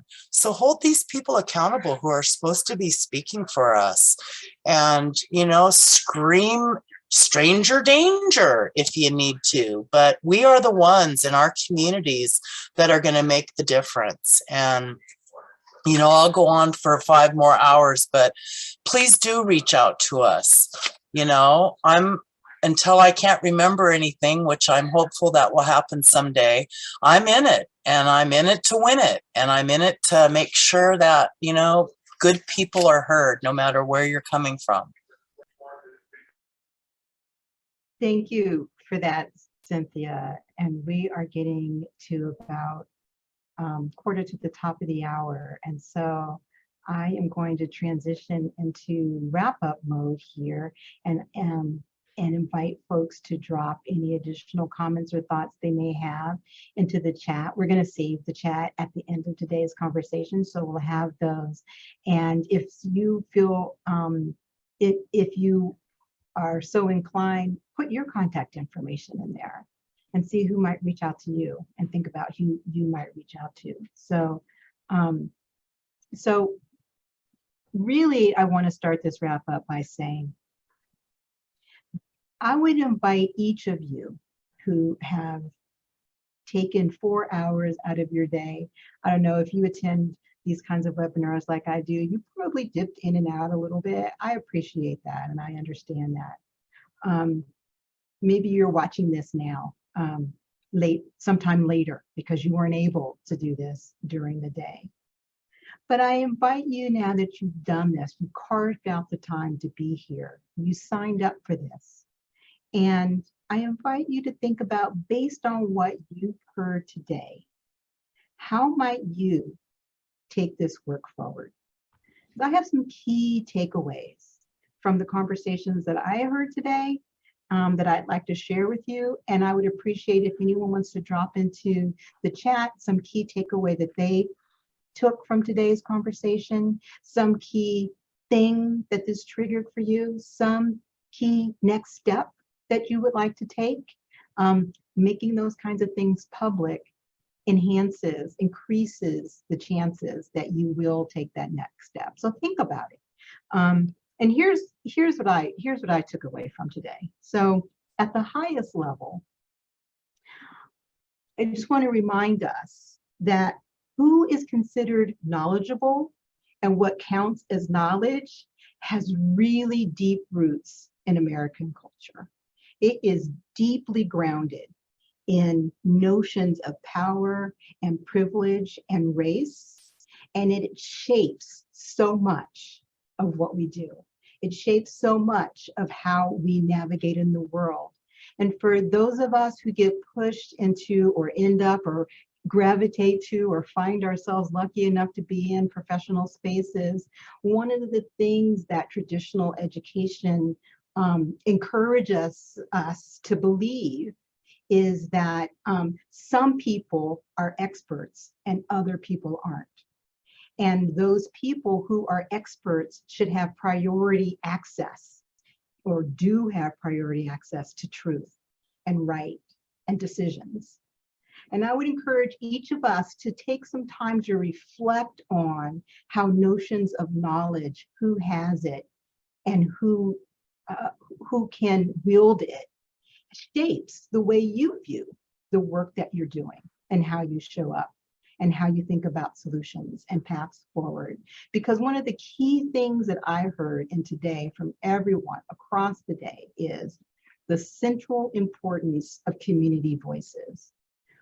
Voices that provide visibility in spaces where things and issues would otherwise be invisible. And invisibility is something that we don't have the ability to work around. We need things to be visible in order to address them.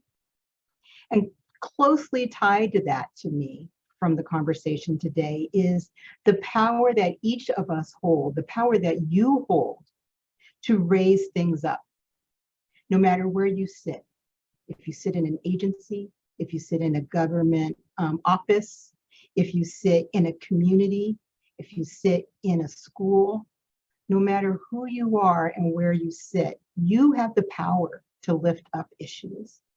And further, you have the power to listen, and you have the power to respond. And you have the power to respond in ways that center partnership and collaboration with others, because none of us can do this by ourselves. And another key thing that I heard is partnerships are critical and they're central to moving things forward. And not just nebulous partnerships, but partnerships that are built on time and trust and dedication, and also a physical component. You just sometimes need to be there. You need to get from behind your desk. You need to get out from behind the Zoom camera.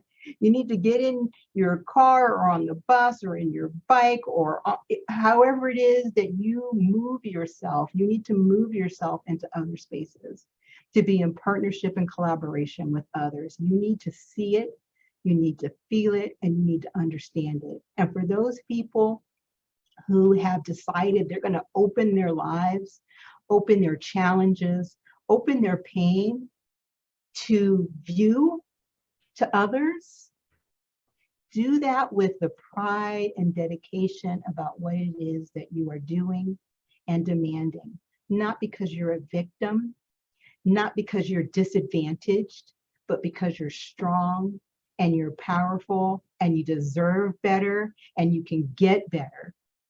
You working with your neighbors and people who are willing to partner with you.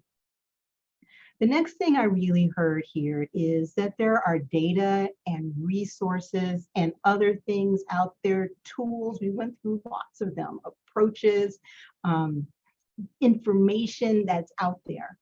You don't have to do this by yourself, and you don't have to reinvent the wheel. And at the same time, there are real and significant gaps, both in theory and in practice. And it's in those gaps that our communities are lost. And we all have an individual and collective obligation to think about not only how do we fill data gaps, but also how do we use the data that already exists? Because to my mind, based on what I've seen today and what I brought with me when I showed up here today, to my mind, there is already so much information out there, and every single bit of that information tells us that there is an urgent need for action. And as much as I am a fan of research and data and collecting and pinpointing and all of those things, incredibly important, we cannot stand by knowing what we know. We have the tools, the skills, and the capacity to demand better because we know we deserve better. And those things show up for people in terms of people's health, in terms of your understanding of the world in which you operate. And if we can center health and human beings in our decision-making and in our choices, we can individually and collectively, literally make the world a better place. And then out of those sort of broader issues, we identified that there are some things that people can do, some next steps that are available to us for action.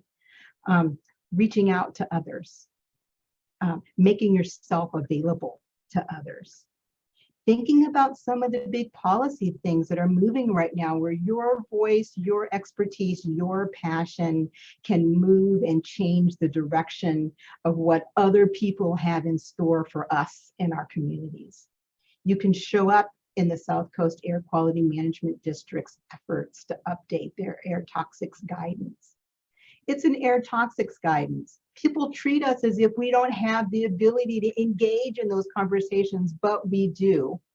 And when you do, you then have an opportunity to change the outcomes because you can't win it if you don't show up. The second thing that's happening is the Department of Toxic Substances Control. They've been directed by the legislature to incorporate cumulative impacts into their permitting decisions. They are in a process now. We need to be there and be present and be pushing and be visible in those conversations so that we can move, as one of our panelists noted, Bhavna noted, move from mapping and identifying to actions and outcomes. And then also just thinking in your individual places where you live and work, what are the planning tools that are available? What opportunities can you create yourselves to put out there an affirmative vision of what you want your community to look like? Because I have a client, a long-term partner, who told me something that I will never forget. He said, you know what, there are people out there who have a vision for my community, and it is not my children living in a healthy, robust, opportunity-rich place. And we need to seize that opportunity, and we need to make all of those things happen. So those are some of the things that I took away from today's conversation. I invite each of you to reflect on what you're taking away from this conversation. And again, to think about, what do you want to commit to for a next step? It doesn't have to be big and it doesn't have to be grand, but if each one of us takes a step, I am confident that we will move forward. So with that, I am going to wrap up and turn the mic back over to Robina, who is going to do the final closing. Robina? Hi. Good afternoon, and thank you all to all of the attendees for your thoughtful comments and your questions. And a special thank you to our exceptional moderator and our speakers. And thank you for the incredible technical assistance to you, Helena, and Nicole at the California Air Resources Board, to Stephanie Lewis from DTSC, who's been watching our chat today. Thank you, Stephanie. And of course, thank you to our translators, Mark and Aldo. Thank you, you are so exceptional. And thank you to our sponsors and our symposium planning committee. Please don't forget to join us for Community Stories, which will be on Zoom Wednesday, October the 19th, from 10 to 1 p.m. You'll not want to miss these presentations. And thank you again very much for joining us today. And until next time, be well and safe. And thank you so much.